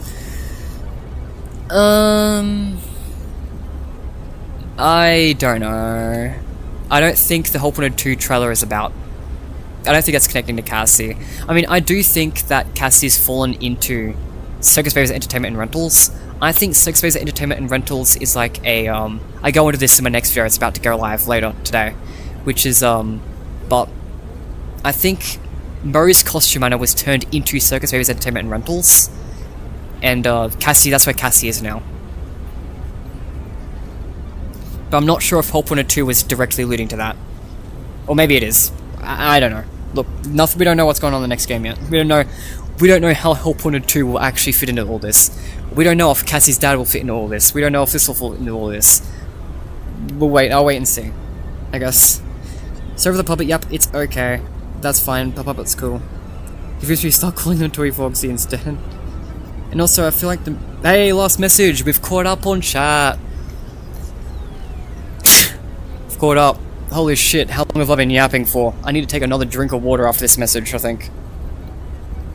Also, I feel like the movie Charlie was the first time I feel like a FNaF female villain has felt like they have importance and act as a threat for a long time. Baby was good for one game, and Vanny, well, yeah, she doesn't need to be elaborated on. And Vanny is Vanny. I mean, Charlie is only going to be a villain like Film 2 and Film 3. I don't even think she'll be that big of a deal in Film 3, to be honest. At least I hope not. I really don't want Charlie to be a big deal in 3. I hope 3 focuses majority on William Afton. William and like his past, like Henry, and maybe his kids like Michael and Vanessa. I don't feel like Charlie fits into that very well. I feel like Charlie might be a temporary antagonist at the start of the film because they're still building up stuff for later on, for the later threats to become more relevant, and for the later threats to be... They want to build up the later threats before they're actually a threat, and Charlie might be the initial threat, in my opinion, before the real threat comes in, which would be like Michael and William. But yeah, Vanny was done dirty. I don't need to say that. Everyone knows it. She's a victim of security breach. And yeah, Circus Baby was brilliant, but yeah, again, only one game, really. I mean, she was there in Pizza Sim as well, but, I mean, if you're talking about Pizza Sim villains, as much as Scott seems like he wanted Circus Baby to have a prevalent role, because Scrap Baby was in, like, a teaser image, and Scrap Baby was the intro of the game, and she's also the one who starts the monologue at the end of the game. Like, Scrap Baby's pretty relevant in Pizza Sim compared to the other characters. But even despite that, William Afton, like, is the one that you're thinking about. Like, he's the main big bad. Circus Baby, Scrap Baby only exist because of William Afton, both because Elizabeth's his daughter, and also because he made Circus Baby. So William Afton kind of takes the spotlight away.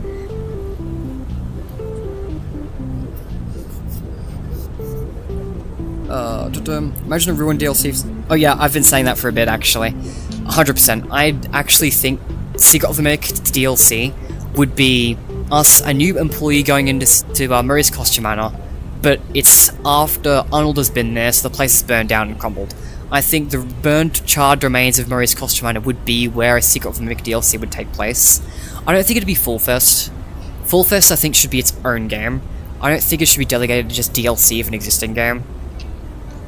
So I think, like, for Secret of the Mimic DLC, if that were to happen, I want it to happen, by the way. One of the complaints about Secret of the Mimic that I've seen a lot is that it's kind of not enough content for its price tag.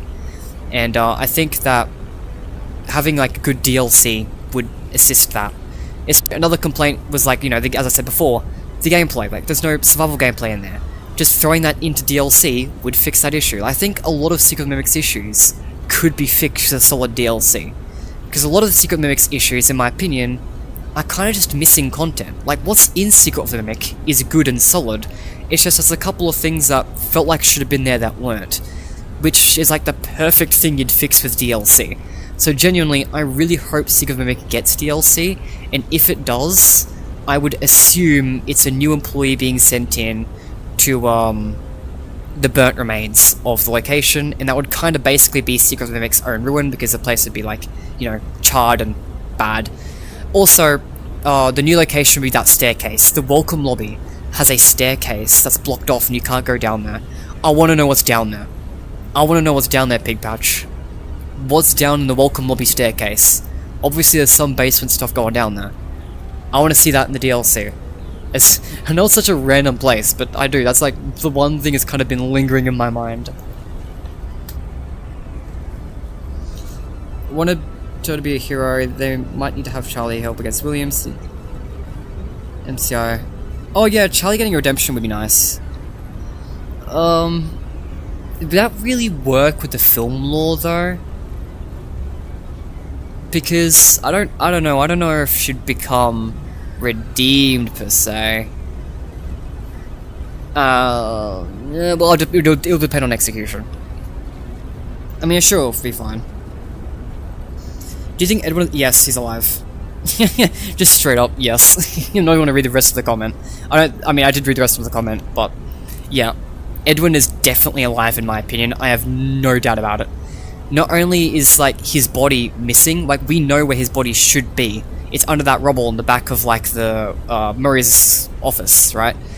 But his body's not there. It's the one body in the game that's not there. It's missing. And that's the most hype body to show. If they didn't use the hype moment of showing Edwin's body in the rubble, then they're going to take the hype moment of having Edwin Murray come back. In my opinion, that's just how Five Freddy's handles it. Double down on evidence when the update came out and added this shadowy silhouette, which confirmed that someone's like roaming MCM still, which I definitely think is Edwin. And of course even more evidence too, because the books, while not canon to the games, I do think a lot of plot beats and general ideas from those will be in the games. And I think that in the books you have Edwin Murray going missing in the Mimic story, and then he comes back in the storyteller story to try and help and then dies. I think that there will be the same thing in the games, where he'll come back way later, but I don't think he'll be as successful on his own. I think Edwin Murray will be this there's a video game trope in like a lot of adventure games, where you have this old man, potentially a old adventurer or whatever, and he'll have this good gear, this banger sword or banger armor or whatever banger gear to help you in the game, and then he'll be like, oh, I'm too old, I can't do it, you take my stuff and you continue on my legacy. I think that trope is going to be Edwin's role in the games, because assuming he's like 20 in Secret of the Mimic, I mean, the modern games are like 60 years later, so he'd be 80 bare minimum in the recent games. so he'd be old. But Edwin Murray's an inventor, so I think he might have made some gadgets and tools that might help us defeat the Mimic, but due to old age, might not be up for the task himself. So I think we'll meet Edwin, he'll give us, you know, the win button, I guess, and then his role will be done, so he'll probably be killed or something after that. That's what I think Edwin's role in the story is going to be, but I do think he's alive right now to do that later on. That's what we're doing. Heard there was supposed to be another ending of scrapped. Hope the VR release includes an updated version. Yeah, I have heard about that. Secret of the Mimic has a scrapped ending where you reboot the Mimic and turn him, instead of fixing him and turning him into the David persona he's supposed to be, you take the Edwin's violence persona without the violence and turn him into Edwin, and Mem2 becomes Edwin. That's the scrapped ending for Secret of the Mimic. Honestly, I don't think that's... it's not the canon ending, so... I think the David ending is perfectly fine in doing that concept, and probably better in my opinion. So I'm not too phased about it one being cut. I'm gonna be honest, I don't really care about cut content. I know a lot of Fights Freddy's fans, like after Security Breach, has this big cut content PTSD, where they think like cut content's the worst thing ever, but it's like, if it doesn't add anything substantial to the game, then it doesn't need to be there in my opinion. And there's a lot of things that's cut from like Security Breach especially, which just outright suck. And I'm kind of happy as some of that was cut from the game. I think I'm weird. I think it's because I have like development experience myself and can kind of look at some like content and think like, I don't know, I can kind of see why that was cut. I can see why a lot of it was cut, and that doesn't really bother me. The cut content doesn't bother me like it bothers a lot of other people. At first, I assumed the environmental storytelling was hitting at him, but Ash being swept by the Cleanovac. But the update. Oh yeah, I forgot about that. Yeah, the Cleanovac cleans up everything. Yeah, fair enough. That's a valid interpretation. But yeah, the update. I can't wait till. Oh my god. I can't wait till when we see the 1970s Fazbear puppet designs. Oh yeah! I'm gonna be dead ass. I forgot about it. I just saw file redacted and was like, bro, are you for real? Why are you edges like that? Yeah, if Secret of the Mimic gets DLC, do you think it'll actually show us what the alt designs are? I don't know if they will. I think like the puppet. It's weird that the puppet doesn't count as a Fazbear design. Like, can we just also like mention that for a second? It's Fazbear designs and puppet designs. The fact that they've redacted the puppet designs means it's probably not a random ass like Fiona puppets, it probably is the puppet. It's probably saying that Henry commissioned Edwin for help with puppet designs. So it's like... but it's not a Fazbear design. So I think that kind of suggests that Henry's security puppet thing wasn't for Fazbear Entertainment, but I guess he kind of considered it like a personal project or something like that. That's a little bit interesting to me. That it's not considered a Fazbear design. As for what do we see those designs though? I don't know. I don't know why they bothered to even say that they have Fazbear designs. Because we know about them already without the computer terminal. Like, we already get the message logs telling us that they constantly had to change stuff. So I'm not sure what the purpose of saying they have the designs on the computer and then not showing us the designs. Like, obviously Edwin has the designs, he was commissioned for them. Like, damn, that's not really a lore job, that's a nothing thing. So, either A, they intend to show us more designs later on, which could be cool, or B, maybe it is only there to create the contrast with the puppet, to say that the puppet isn't a Fazbear design. It's also interesting too because the puppet was presumably used at the original Freddy Fazbear's Pizza, because it was kind of like an outdated theory that it was used at Fredbear's, but now we have the Ticket to Fun Ephemera kit, which just tells us that system's at Freddy's, so I guess it's at Freddy's. It also just kind of makes more sense at Freddy's, to be fair, because we see the puppet at Freddy's a few times, and we kind of never see the puppet associated with Fredbear's. So, in retrospect, yeah, it makes sense it was always at Freddy's. I was just clinging to it being at Fredbear's for too long because I'm dumb, I guess. But, yeah, the puppet isn't in the prototype Freddy's, which is also interesting. Because I guess, again, it goes to show that Edwin doesn't consider it to be part of the Fazbear project. It's a separate thing.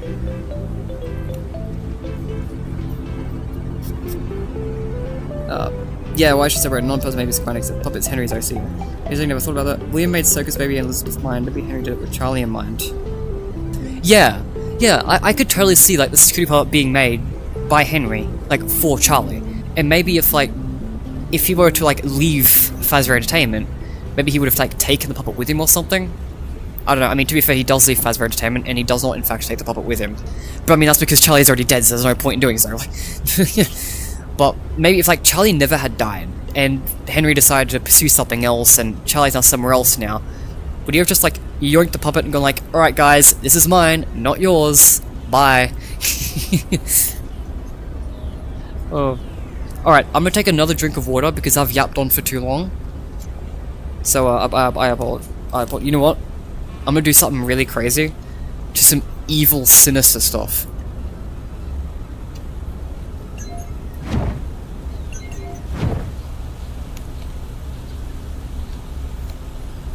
My water ball's right here.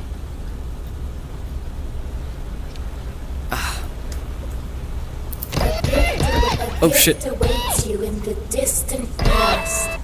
I was just trying to grab my water ball, miss.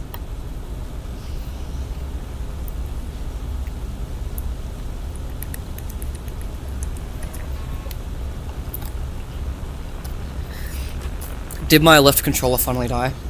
Did he yap on for so long that it actually died this time? Oh god, did it actually? Oh shit, it actually did.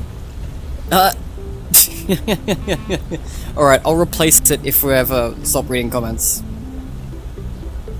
Sorry for turning this into a Q&A. I love to talk about FNaF theories with people who are open to it, who actually read chat. Oh no, it's fine actually. I love this too. I love talking about. As I said, this is the most fun part of holy shit, my hand's back. Alright, I'm just gonna phase through for a few seconds so I can like teleport out. Thank you, Mr. Kipper, for being so open. But yeah, no, the most fun part of these live streams is talking to chat. It's the most fun part of this. As much as I love Help Wanted 2, like the reason why I'm streaming it is to be able to like interact with people while I do so. It's playing a fun game, interacting with some cool people. Like this is why I stream, and is one of the most fun things for me. So absolutely don't apologize. I love it. Glug glug glug. Yes. Wait, did you guys hear me? Wait, did you hear me drinking it? Body gaming. Yeah. Okay, guys. I think for the first time in the last, what, 2 hours or some shit, however long the stream's been going on for, we're gonna do something really daring. We're gonna play the fucking game. Continue medical training without the pressure of human consequences. Let's play First Aid Lefty.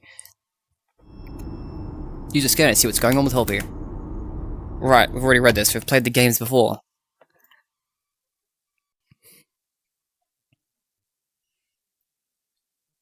Sinister loading icon. Which is actually not on my PC. Wait, you guys don't see the sinister loading icon. Only I get to see the sinister loading icon.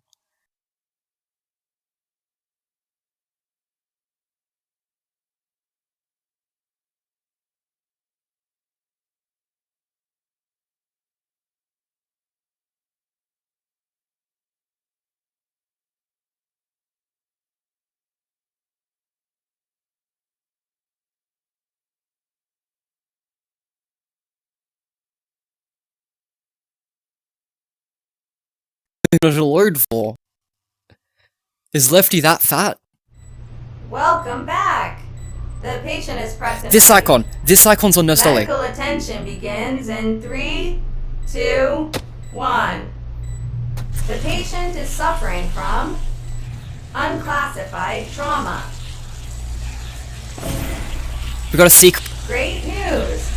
Due to today's successful salvage, Pizza Place entertainment value has considerably increased.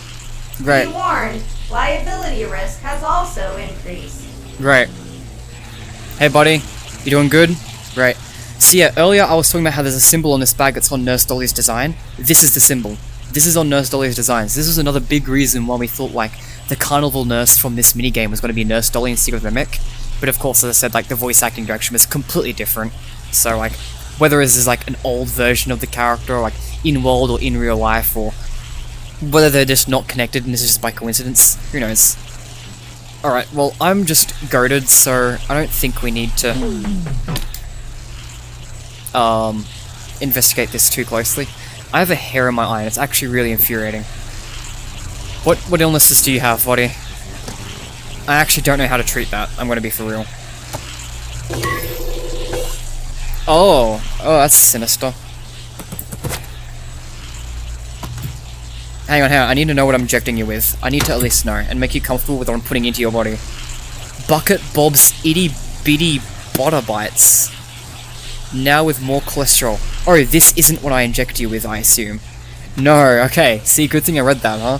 I almost injected you with food. So, I'm actually injecting you with Fazbear Entertainment medical supplies, I assume that says? Or just Fazbear Entertainment supplies. Orville's underwhelming scented oil. Experience the smells of yesteryear. So, we want to put Orville's elephant oil in your body. I hope you like elephant oil.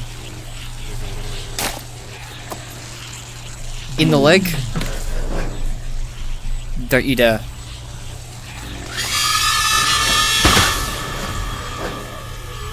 I didn't know what side it was from.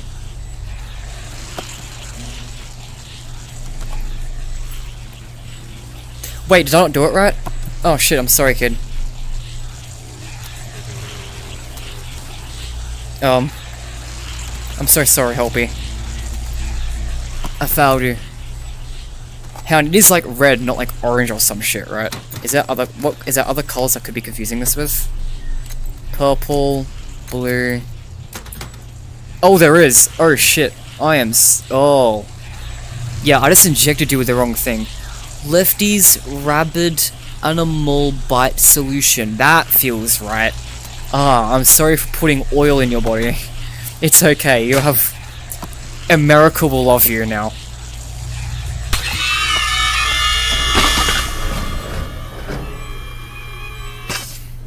Okay, great. Don't even. Your eyes are cursed. Mind if I clean them a bit? Where's the spray? I need water. Not tank cleaner, that will hurt. Disinfectant? Is it just like water? You do wanna... When it comes to eye, isn't it just water you wanna put in there? You don't really wanna put anything screwed up in there. Definitely not glass cleaner. Alright, maybe you'll have to consult the manual. Blue. It's blue what I need to put in there. Discount disinfectant. Oh, I guess because you're an animatronic, right? But isn't this for practicing on human people? Are we sure that putting discount disinfectant in the eyes is a good idea? Oh. And he doesn't scream from it's just chill. Fuck you mean it's gluten free? Why would there be gluten in the disinfectant? Whatever. Alright, what other enjoyable things do we have going on here? I genuinely do not even know what that issue is. Shut up. Mighty's plungers. I saw that. Oh, is that the... Oh, shit. Are you choking to death? Fuck. Damn, you'd be dead if this was a real incident, huh? Oh, I'm sorry for that. You mind if I stab you in the throat?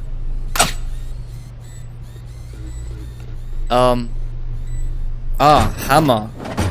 Oh, that's worse. That's even worse.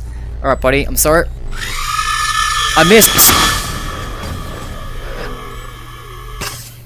So, the law here is that these animatronics are actually kind of chill. It's just they see my unprofessionalism and think, man, this guy's gotta really fucking go. Alright. The operation was a success. Yay! Yay! Now, give the patient a candy. Have your lemon This bar. candy is legally binding. Next scenario. The patient is suffering from Alright, rabies solution. ball pit accident. Nope. So I know what to do for rabies now. There's a, yeah, Lefty's Rabid Animal Bite Solution. Damn, you got Lefty, you got your own thing for this. Why have you got something for animal bites, huh? So like, if you ever get bitten by an animal, let a lefty bite you. 9 out of 10 lefties would recommend being bitten.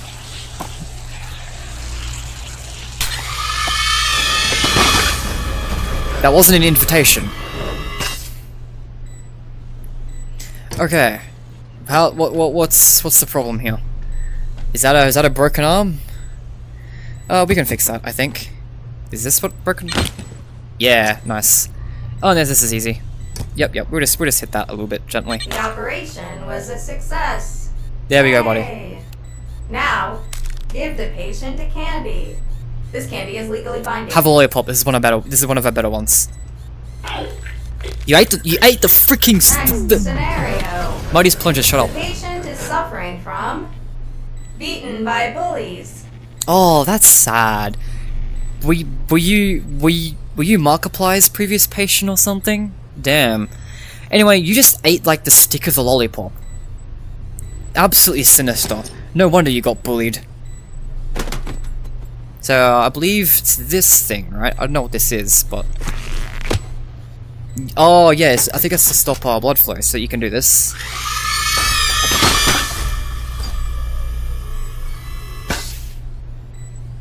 I do not know how to use this thing. I thought... Oh, you do this.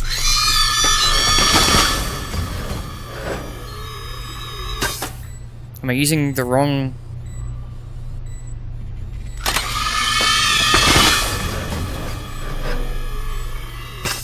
Okay, I think I was just missing the hole. Okay, my mistake. My aim's not very good. Sorry, buddy. This is why I shouldn't get my medical license, so...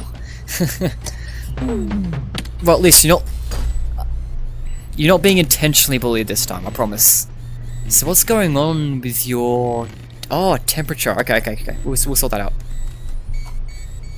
You need the yellow one. Alright. Here you go, buddy. What's in the yellow? Mostly magical malaria morsels from Fazbear Medical Supplies. That sounds horrific. But you know, it saves you from, like, malaria, so... Yeah, sure. Oh, is this another one where you're choking to death? Oh, this one probably should have been done first, huh? Where is my pen? Oh, there it is. Is this Fazbear branded? Hang on. That appears to be a Fazbear logo, yeah.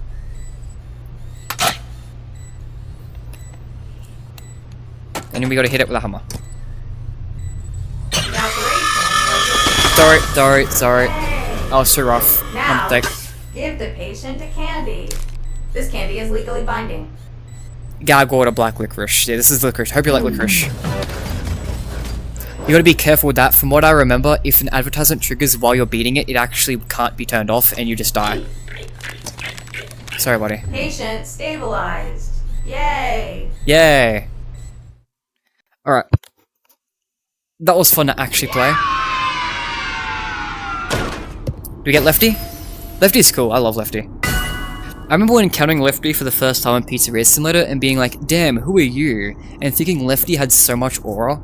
Not gonna lie, I think I was really hoping... That's an ominous music sting. The fuck, man?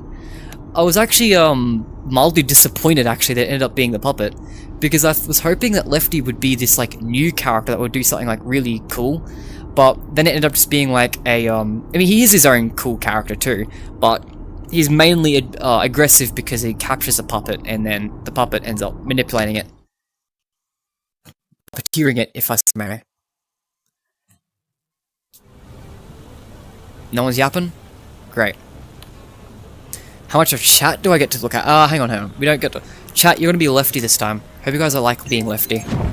For this next yap session, you will be depicted as Lefty. But Lefty's still cool. But don't get me wrong. Do not get me wrong. I still think Lefty's a cool character. Oof. Tripped over.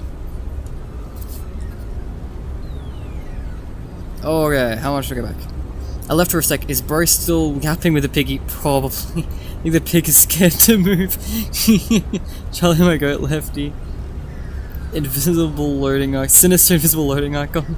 You know what's great? Spending an entire night just sitting and over-analyzing FNaF models trying to explain every single tiny detail of real robotic. Oh god. Helpy's got the movie red eyes from smoking. So they're telling me Henry's allowing them to make feral animal medicine bites up his daughter's container, basically? Oh, it's probably not Henry. Like, modern Fazbear Entertainment is not related to Henry, and I assume Henry's Fazbear Entertainment wasn't dealing with medical stuff. But, modern Fazbear Entertainment is just like, yeah, sure. Lefty existed, let's name some random shit after him. This person says, I would love to let Lefty bite me. Honestly. Chat, do we do something a little freaky? Chat. So if I stand right to the edge of my room, then that means this will be central when I'm really close. Which means I can get up nice and close with the bear. Chat, this is your Lefty fan service for today. I've just got my chair. Which means we can get up to, we can give the man a big kiss. You know, this could go really fucking horrible because I'm about to stand on my chair. Office chair that swings around, do not... Okay, well, I'm a little bit too short. Wait, can I... Nah, I can't. In Help Wanted 1... Oh shit, I fucked it. Yeah, I'm not game enough to experiment with that more. I do not feel stable, I do not feel safe in real life doing this.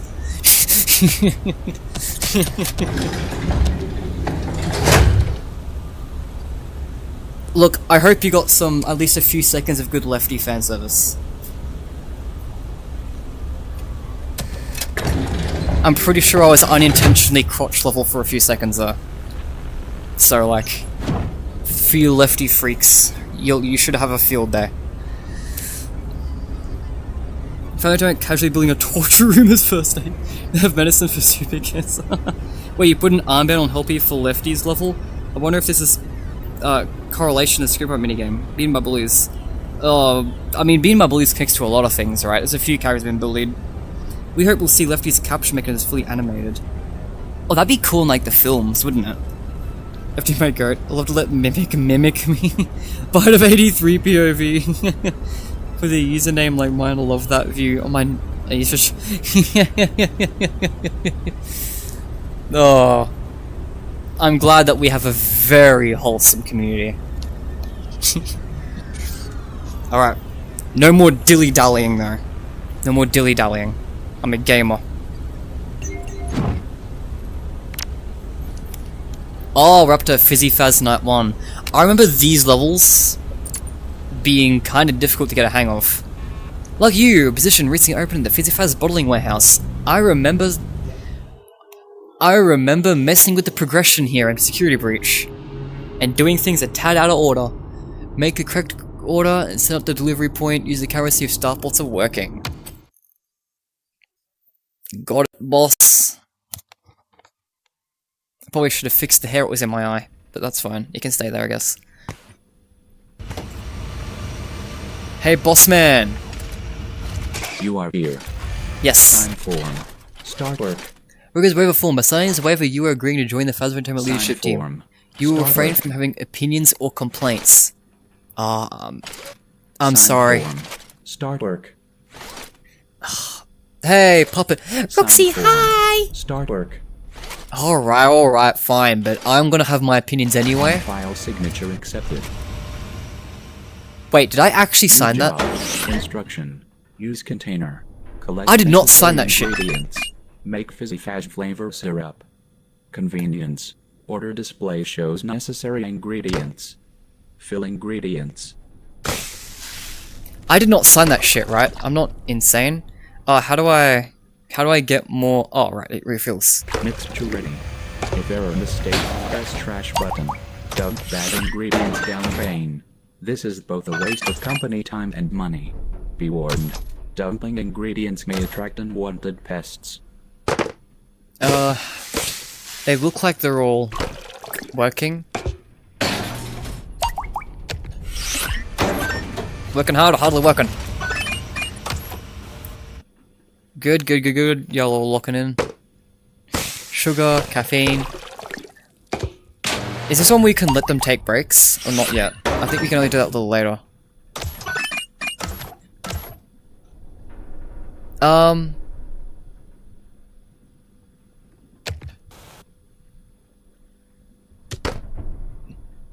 don't know how to actually make them do stuff. I can't... Literally none of these buttons actually work.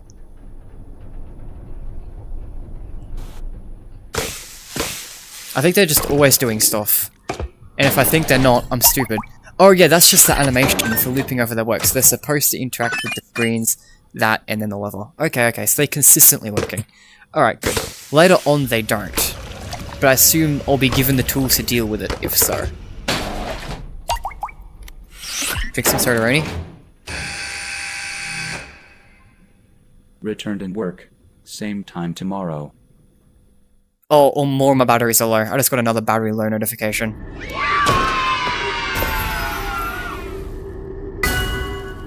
Discount ball pit. Yo, let's go to the ball pit. Chat.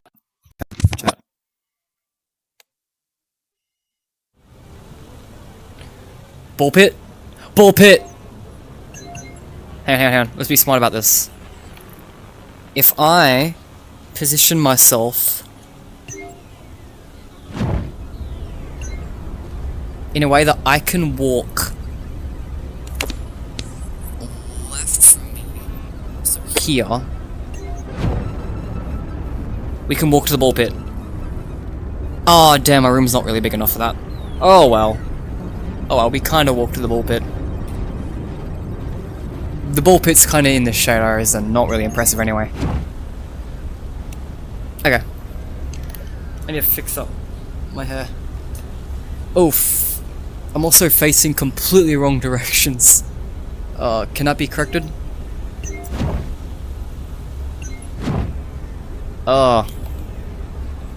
Let's... Okay, I'm gonna have to press reset view. And hope that it doesn't freak out.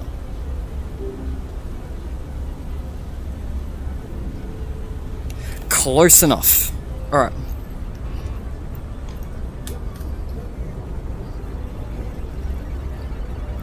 Wholesome, lactose community. Why was it possible to go beyond the glass? Or is it just a texture? I think something's static out. I'm pretty sure in a lot of these levels it's actually, not... Well, I think it's actually a, what's it called? A cube map. It's a cube map there when you go outside the main area. So, I'm not confident if there'd be much out there. Yeah. When you be doing... Yeah, no, I'm not playing that, Dave Miller. Also, like that vat room, it is. It's the small vat room for security breach. That just is what it is. What's a little plushie on the desk? Yep. We get in this room when we go through the ventilation next to the... Yeah. The discount. Pit. Pit plush about to get you. Joke, mini ball pit, mini spring bonnie. Alright, guys. There is one little issue. Yeah, I'm at 20%. So I think I only have time to do one more minigame.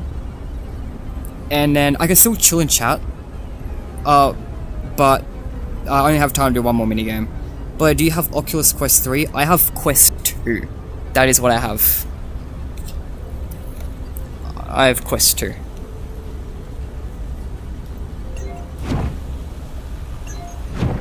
There.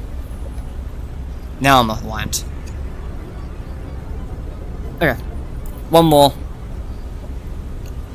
Or at least a few more, and we'll just keep... Maybe I'll do all the Fizzy Fazz levels.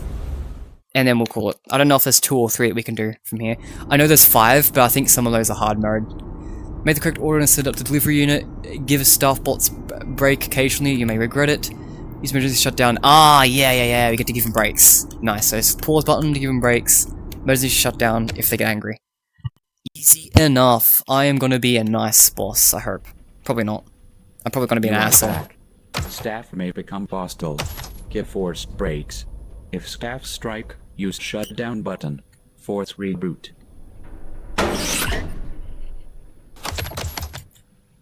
Oh yeah, because you just statics it out. I'm pretty sure it's a cube map back there anyway.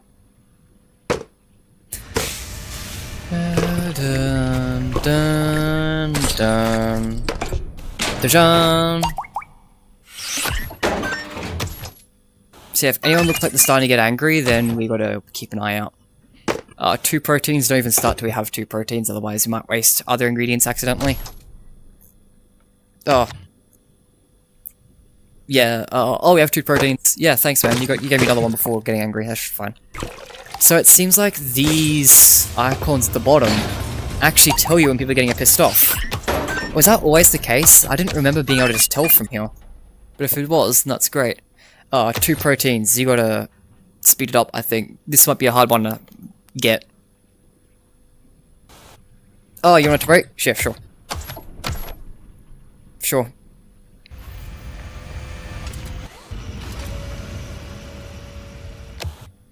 Yeah, now both have breaks now. 2 proteins, can I do that? Yep. That was close. That was close. We made it. Okay. 3 caffeines. I can definitely do that. Acid. Great. Make a grape. Pause one, prepare to pause the other. I think I take a little bit too...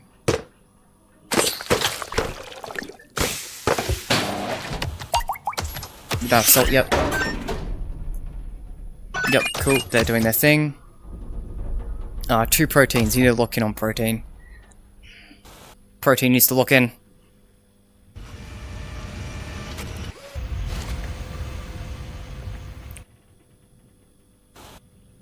Nice, thanks protein.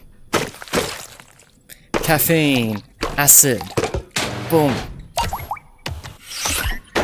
And we'll give you a break because you deserve it, honestly. Even. Oh man, I'll give you a break first, just because you're more important and I need you soon.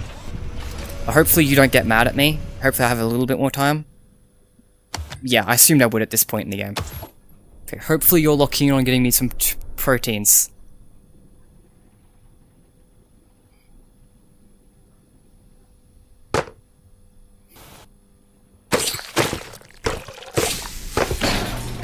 Oh. Yep, you can have a break. Returned and work. Success. Same time tomorrow. Nice, yeah, I love this spaces, Kubrick. I love the vat rooms. They're great. I'm sad. I'm a little bit sad the large vat room was removed.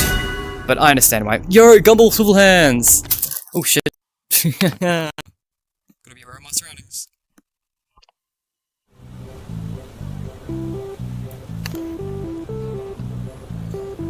Where's Gumball Swivel Hands?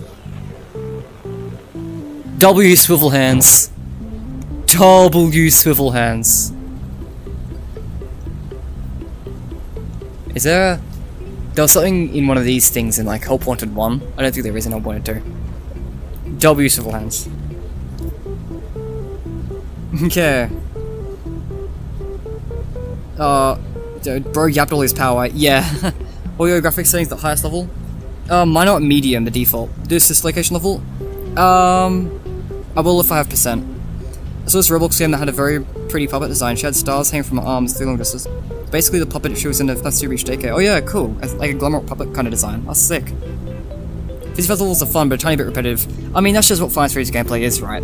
I think the Physiphase levels outside of the sister location levels are the most, like, 500 at Freddy's styles we get in this game. But, you know, it's not very horror-y, so I guess they're not really the same. I really like that if we collect all the items, our pizza will be very beautiful. Yeah, I love that pizzeria gets built up. I love that. I love that kind of... I love that so much. It's a way cooler way of doing the item system than like Help Wanted 1, where it's just like in a prize counter. This is a way cooler way of doing it. Alright, do we have... What's our percent sitting at right now? It's 25% beforehand. It is 23% now, so we're losing approximately 2% per minigame. We can probably do one more. Or I'll probably do a few more. Probably enough to do like the last Physiphase for now. And then probably like a sister location level since it was outright suggested. I'll do that. Oh no, okay. Well, that's all the Physiphase levels. So yeah, let's do sister location. I love Blora Gallery. This level was really good. Dance. Welcome to Blora's Party Room and Dance Studio. Quickly check chat one more time. Alright. was at the time that I looked, there wasn't anymore. So, well, this is a great level. This is awesome. I love this one so much. Bull's looking for you. Stay away from below. This one's actually kind of difficult though, because you got to throw away the mini, but then they alert the big Ballora if you do that. For your safety, Hi. please make your way to the exit. Please make your way to the exit in 5 minutes.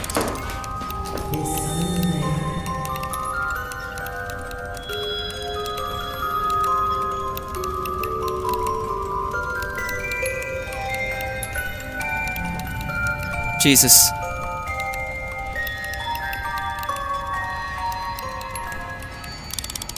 Holy shit. Okay, now we gotta be careful from now on. Such a scary level.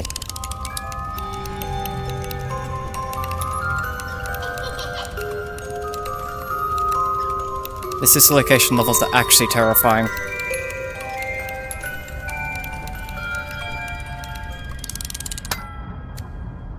I remember when this first came out, I didn't know. Fuck. Ora! Ora!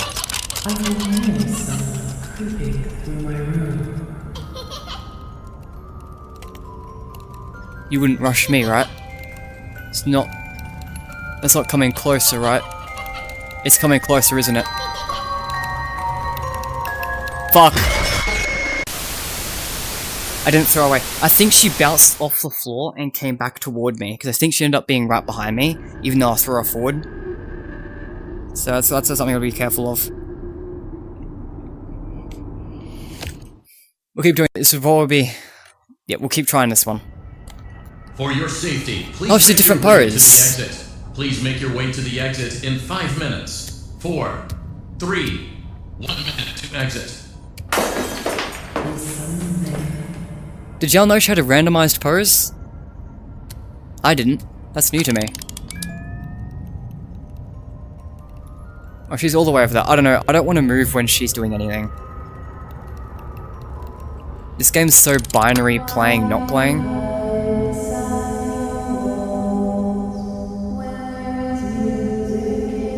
I don't trust it. Not in this game.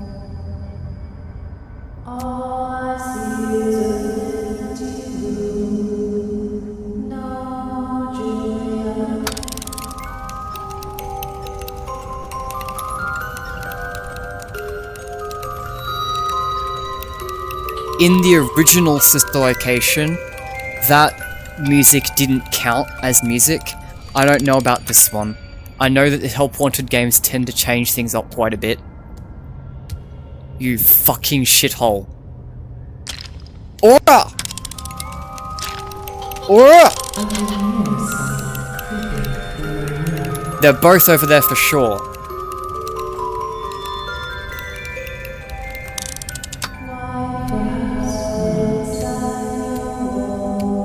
Better test it.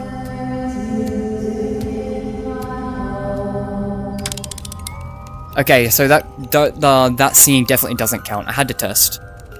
I didn't know about this game. Because I know, like, they definitely changed stuff in these. So I didn't want to risk it, but you kind of have to.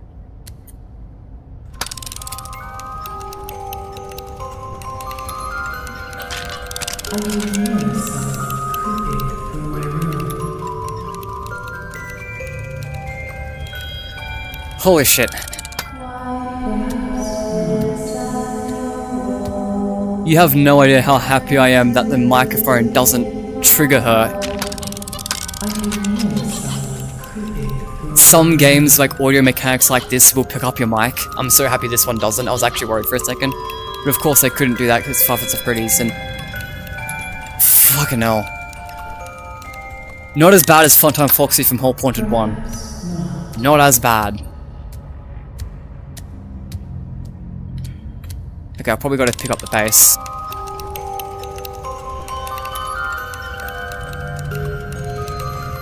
I'm not even halfway there.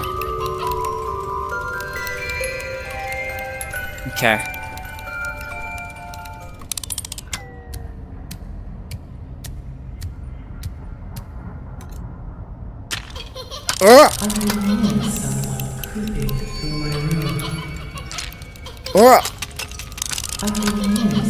That's actually on my way. That's my x-axis. I accidentally threw it straight to the side. Fuck.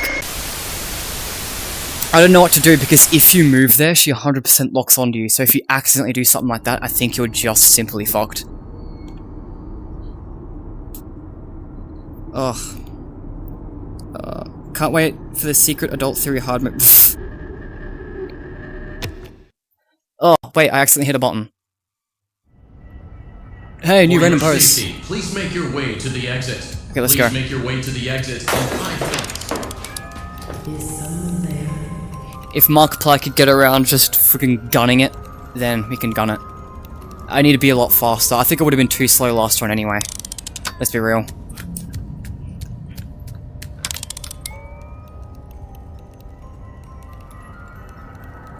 But I need to be better at throwing properly in VR.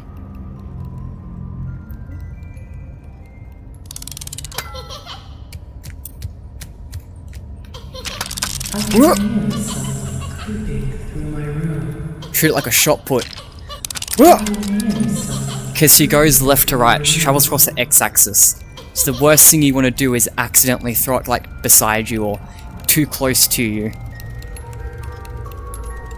She shouldn't be coming this way, because I threw them forward. I was worried for a second, it kind of looked like she was.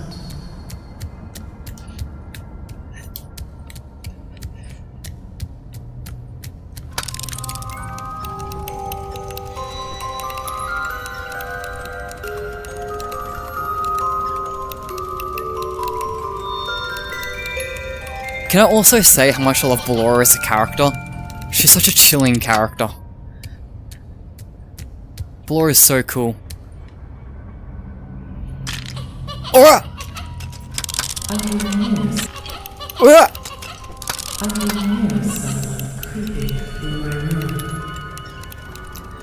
Holy shit. You have no idea how much my hands are sweating right now. And this is why I love Hellpointed 2. Not all the levels are scary, some of them are dumb fun, but some of them are absolutely terrifying. Sorry.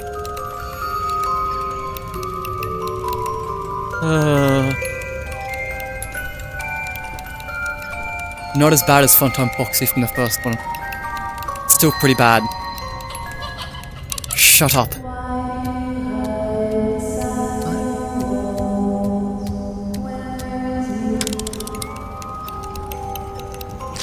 Aura!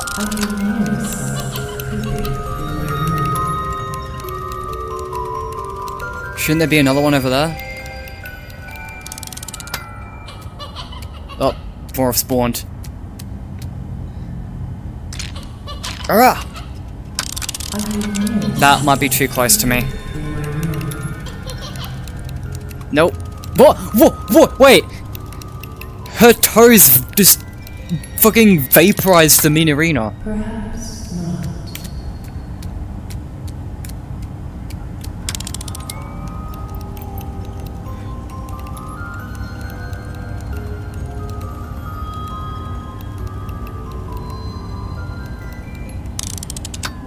Opposite pushing it. Holy phew. Unlock me, Ballora. Yippee. Ballora is so cool. That level's awesome. I love how lame that level is in the original sister location and how cool it is here. It's crazy. Oh. Whoever suggested I do that, my god, dude. Dave Miller. Of course it was you. W choice, not gonna lie. Still waiting for Lean Simulator VR. It's actually in. It's actually an idea that I have. I actually plan to do that. Ballora has unmatched aura. Yeah, she's awesome. I love how Stu will fix Scott's graphical bug in the original sister location. They just made it so we're actually crawling instead of walking, which is why the door in front of us is so tall and big. Yeah. I think you're supposedly crawling in the original too, because they tell you to stay low to the ground. I love how her visibly appearing in front of you means she's actually in front of you. Do you guys know that in the original sister location, Hang on, let me put Ballora on stage for a second. In the original Sister Location, the scene where she appears in front of you, fun fact, if you walk during that scene, nothing happens. She actually, the scene in the original game where she like is in front of you visibly, she's not a threat there. You can actually just continue walking through that. I don't know if her audio cue still plays or what goes on there, but I know that I've just walked through it. She's not actually a threat when she does that. I love her idea she is now here. I like it, yeah, right. Someone's going to make weird art of Ballora Toes of Doom. Her toes just vaporized the mini arena. Top 5 quotes of all time. It's a pretty... Look, what the hell is I supposed to say to that?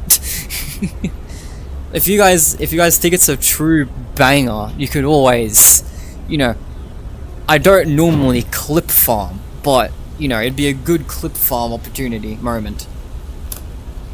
I don't know if clip culture is really a thing on YouTube, but yeah. Okay, I'm at exactly 20%. Do we do like one more minigame? It's Breaker Room's the only... It's pretty sure there's only 2 more minigames in Sister Locations. Maybe we do those last 2 and then we call it a day? Yeah, I think I have enough battery for these last 2. Oh no, the break room needs a manual reset. This was in the demo, by the way. I remember this from the PAX demo. I mean, I didn't play the PAX demo, but I remember YouTubers playing it. Push the handles, complete the circuits, use a megaphone in front of Freddy, keep him... Wait...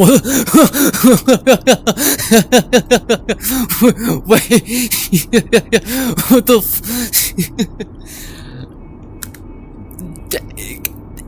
Tell me that doesn't look fucking stupid.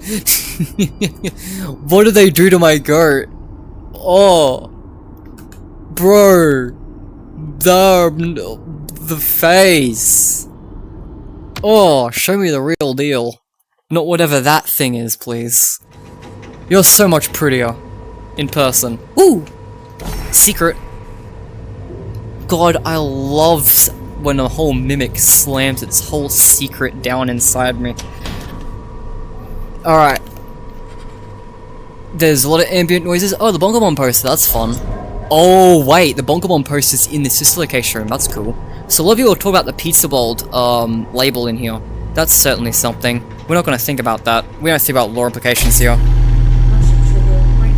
Motion trigger, breaker. Yeah, me, you dumb shit. Stupid ass systems.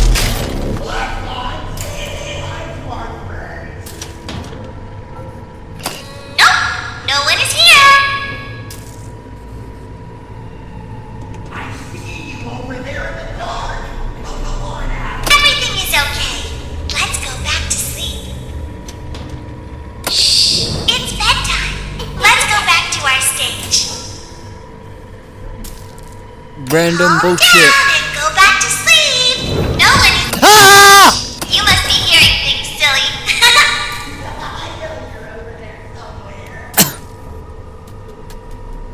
I didn't expect him to be right there. Holy shit. It's bedtime. Let's go back to our stage. Shh. Oh, calm down. Calm down and go back to sleep. No one is here. Oh, calm down. You must be hearing things, silly. Oh. That's not a...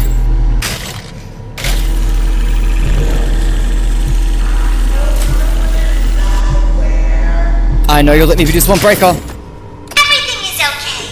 Let's go. Nope, no one is here.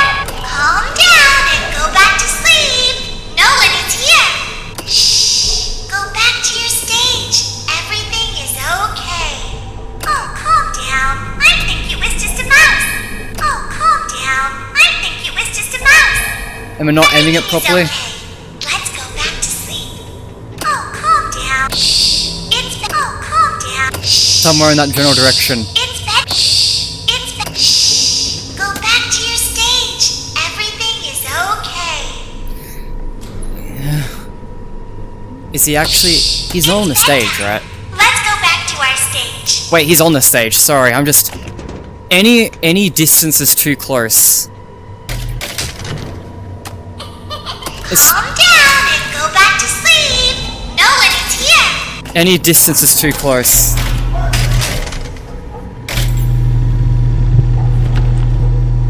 No. I know you're giving me at least one freebie. Everything is okay. Shh. It's. Oh, calm down. Oh, calm down. Calm down. Shh. It's bedtime. Let's go back to our stage. Oh, calm down. Everything is okay. Nope. No one is here. Calm down. Nope. Oh, calm down. Shh. It's bedtime. Calm down. Calm down. Oh, calm down. Shh. Everything is okay. Let's go. No.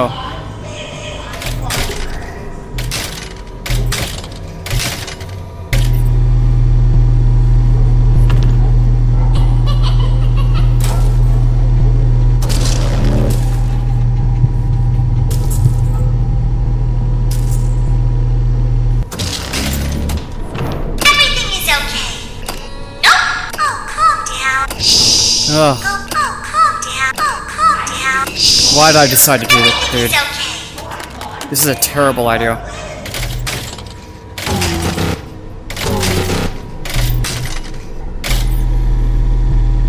Okay.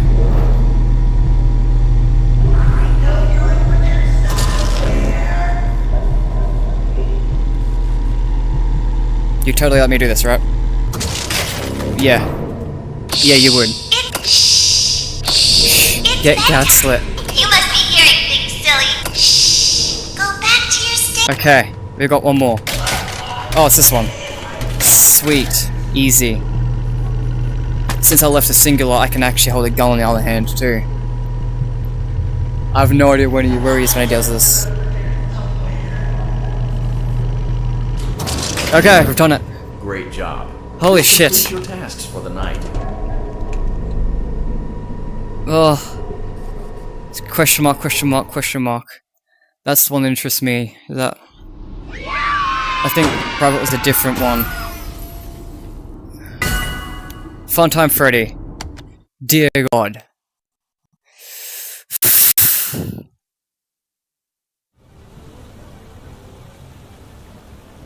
Did you all enjoy me? Did you enjoy that one?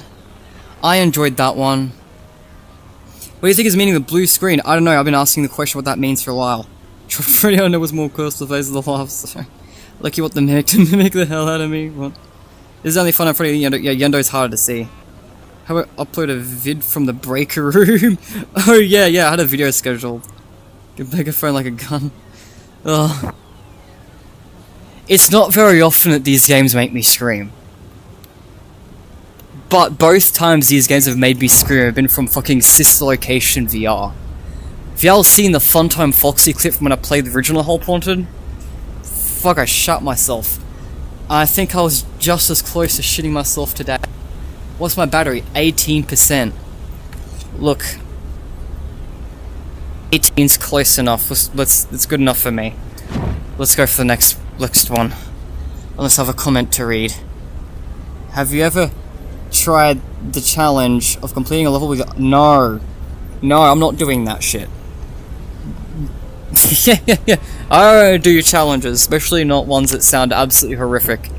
Office, private room. This will be the last one for today. Then I'll be signing off, maybe doing some commentary and then dipping. We'll do office, private room. This one should be easy. I know how to play Five Nights at Freddy's. This one hopefully won't make me scream like a bitch. I'm not going to read the tutorial. I can deal with this. Keypad. Goddamn, can't look at the keypad. Oh, that's right, the different one. This is so cool. Yeah, it says like, they're watching or something sometimes. Yeah, they are watching.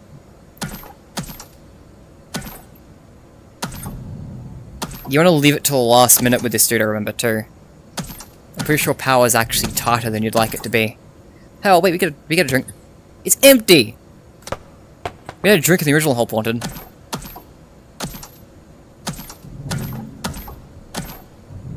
Hi.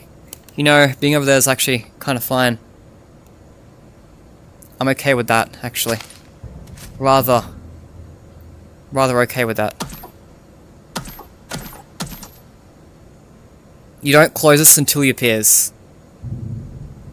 And then you don't open it until like a hot minute after. It's really important you don't open it. Because you can, in fact, just sit there, motionless behind the freaking door. And it's the most terrifying thing ever. I remember experiencing that my first time. I'm not doing that again. I'm not shitting myself another time on this stream.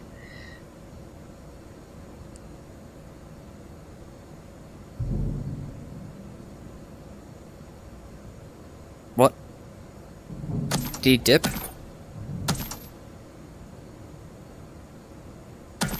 Did he leave me? Why would he do that?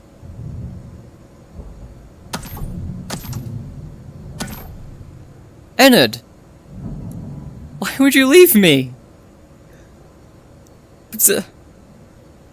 I'm sorry I threw the cup at your vent. Is that what this is about?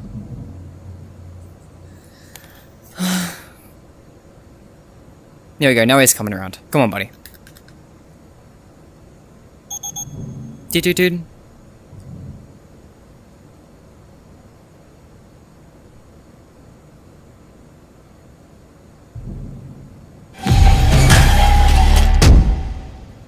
He is not gone immediately, by the way. Do not make the mistake of opening it immediately. I know sometimes a thud indicates it in other games, but like, he doesn't leave immediately. I've made that mistake before. He would just appear motionless behind the damn thing. It's a visual I don't want to see again. Ugh. Okay. He's actually really slow when it comes to the doorways. So this should be super chill. We'll be able to have time to say hello.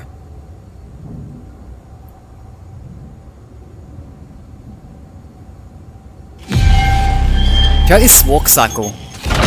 His walk cycle's super cool.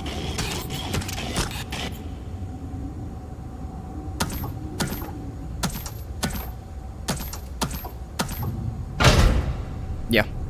That should have been enough time. I like his walk cycle in this game. The animations in this game are really nice. I like the sound design as well. Help Wanted 2 is pretty nice production quality. The game also just feels so much better than Help Wanted 1. I like how when I click the buttons actually feel clicked.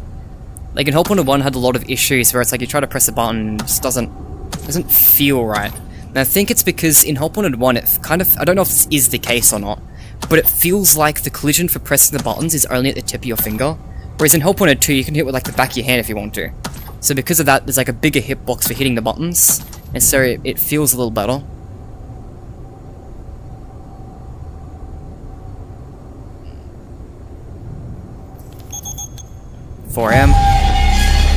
Hi Ennard, cool walk animation. I think your eyes were glowing yellow. Sweet. I don't know if there's any lore to his eyes glowing yellow. Pretty sure all his eyes are supposed to be different colors, but they all have the same glow. But also, anyone notice how in Security Breach most of the characters have the incorrect eye glow? Like eye color? Because they have their eye color correct, but then all their eyes also glow, but then like most of them are the wrong color. Like Freddy's eyes are supposed to be blue, but then they glow yellow. Roxy's eyes, I believe, are similar. I believe her eyes are different as well for some reason.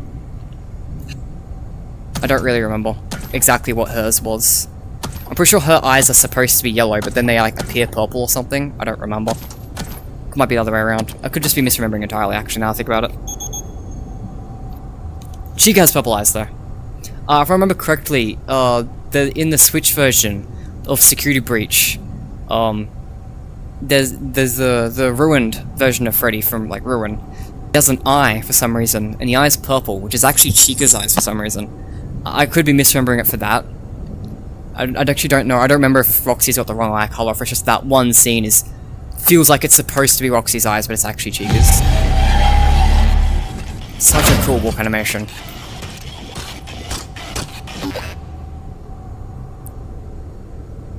Headset battery is low. Yeah, I know. This would be the last one.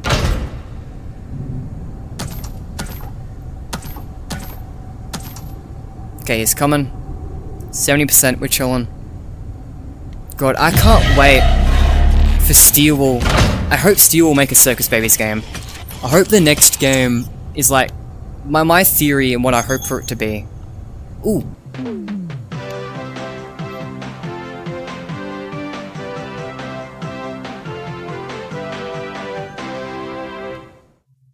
one of the best Fast Freddy's win jingles. Right, I'll continue my train of thought later. Ennard, yippee! Right. My headset's gonna die soon. Everything's gonna die soon, so... I am gonna have to dip. Not from the stream, but at least from playing the game. This is gonna be the end of me playing. I might stick around and do some commentary for a bit later. But how do I leave the game? Help wanted had a... No, not that button. Yeah, there we go. Sweet.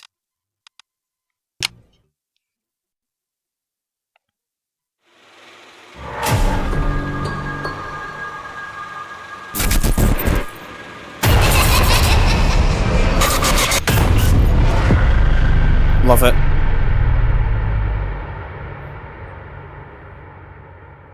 Wait, there's no quit button on the main menu on the title screen. What the fuck? Alright, I guess we're just quitting the old-fashioned way then. There we go. Quit out. 15%. Yeah.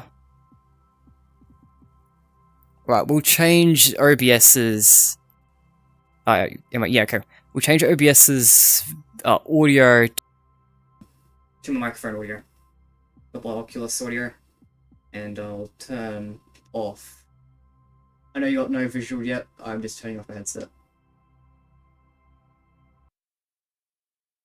Power settings, power off. This didn't get me out of here. Right, I should probably quit everything first. That'll probably be a good idea.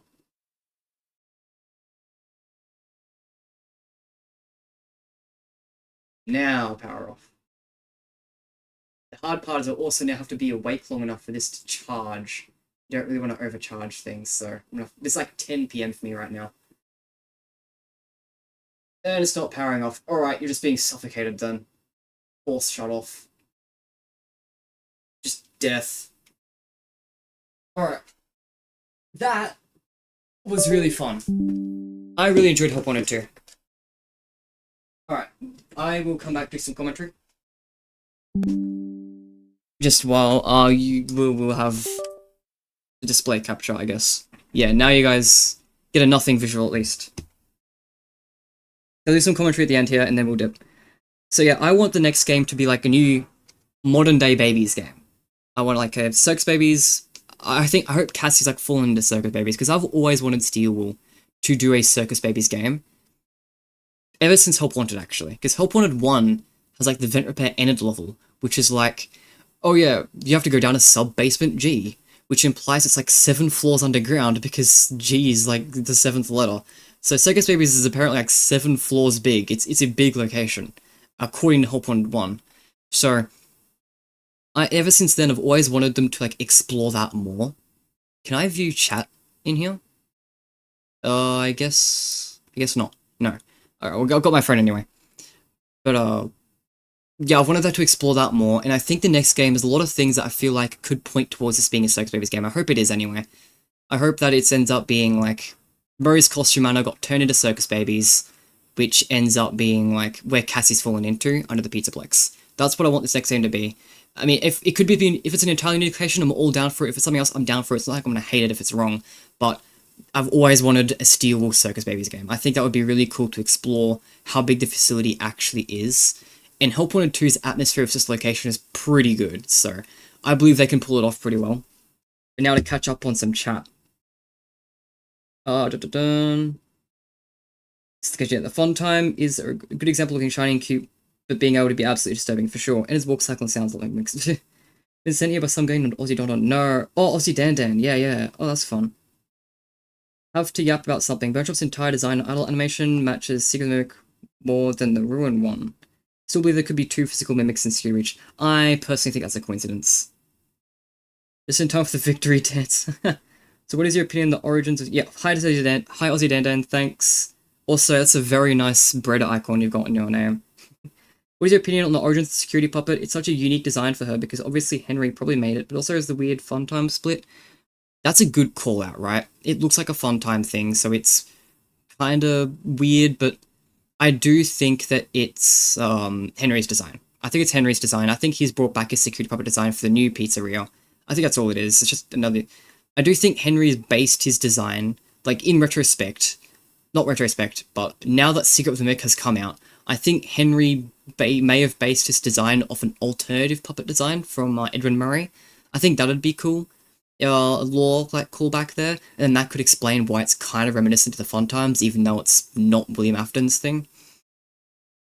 But obviously that's just speculation right now.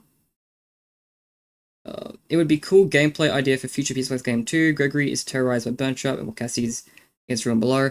I don't think we'll get a game that's like two perspectives. I mean, maybe probably like a game in the DLC.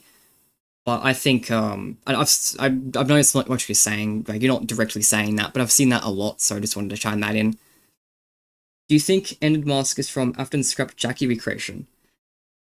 I'm gonna be for real, I've always thought... Let me show you what I think Ended is. By the way, I'm a true edger, by the way. It gives me free Robux.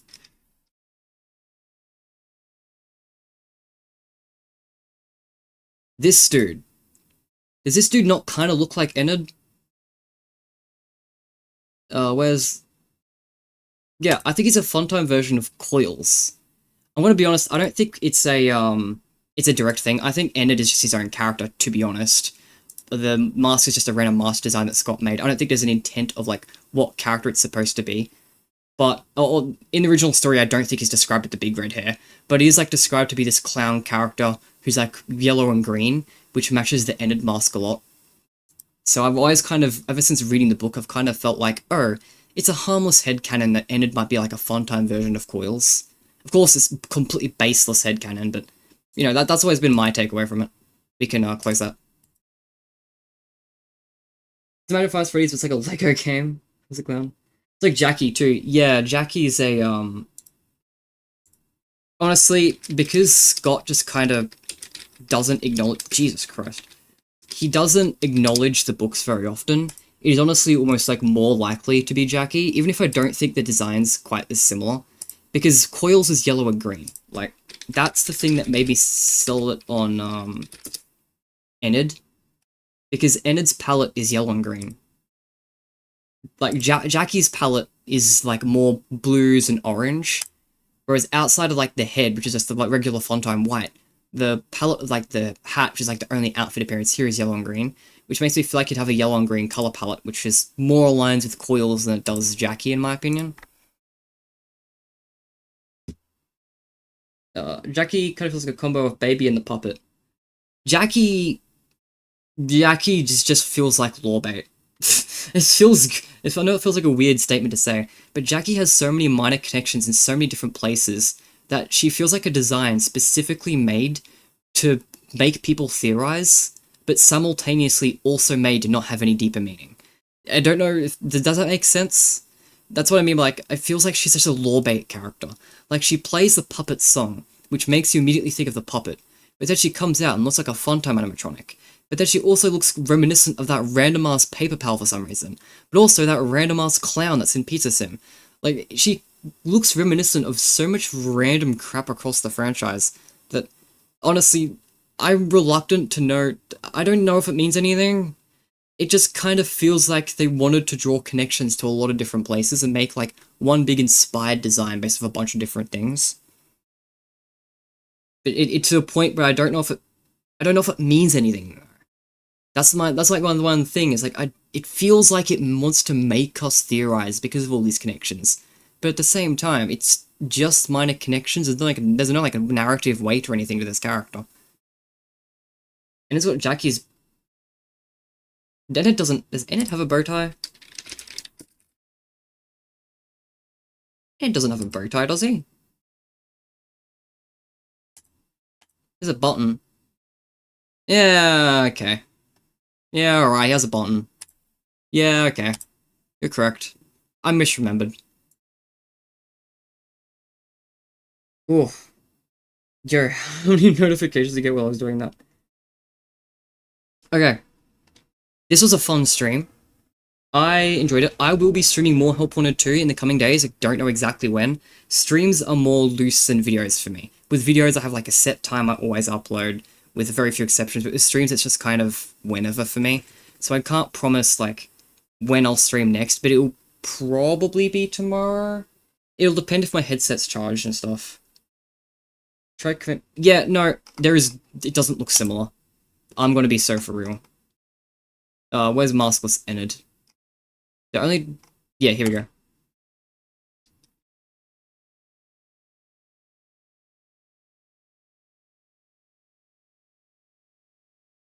Where's, like, an actually cool render? Can we get, like... Let's full screen it. Why am I... Hang on. Just go to the wiki, dude. Go to the wiki. There we go. That's where the good renders are. There we go. Like, no similarity. I'm gonna be for real.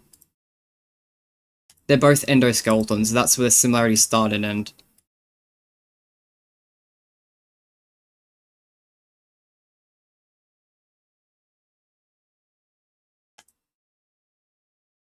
Yeah, I'm not convinced that there's any connection here.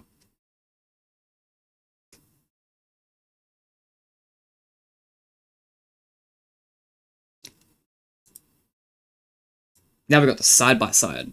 Isn't that fancy? But yeah, I'm probably gonna end off... Yeah, I'll end off stream. It might be tomorrow I stream, it might be like the day after, it depends if like my headset's charged or not, because it is pretty low, and I don't know if I'm gonna charge it overnight. So, we'll see how that goes. See you next time I play, but I'll definitely try and play like more Help Wanted 2 later. And yeah, I'm also really excited for State of Play. I've got a... Oh, look... Different 2 files wrapped up with eyes. Yeah, but, like, if your theories are based off these characters look similar, and then you pull up characters that don't look similar, like, that's just baseless. It's like, I've had a few problems with, like, theories like that as well. Like, John FNaF said the same thing about Circus Baby, and said that M2 just looks like Circus Baby. It doesn't look the same because he's in there amongst other things. And it's like, well, those are contradicting statements. You can't say they don't look the same because of a law reason and then proceed to say they look the same. Those are conflicting statements. You can't use the appearance as evidence if the appearance doesn't match. So, that's my 2 cents. Appreciation for the stream, looking forward to the next rest of your night, day. Yeah, thanks for joining everyone. Yeah. I'll see you next time, and hopefully we get some news at State of Play. Wouldn't that be great? I'd love to have, like, some nice things to talk about in, like, a good video about State of Play stuff. So. Competitor with Ruin Mimic. That's even worse. That's even worse. I'ma be for real. Alright. Bye-bye, everyone. Thanks for joining stream. See you next time. We've streamed for like a solid like nearly 4 hours. And I'll see you next time for whatever we do next time. Hopefully it's something fun.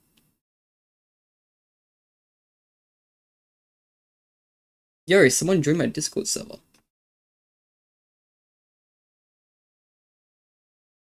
That's pretty cool. Great stream, by the way. Yeah, thanks. Bye.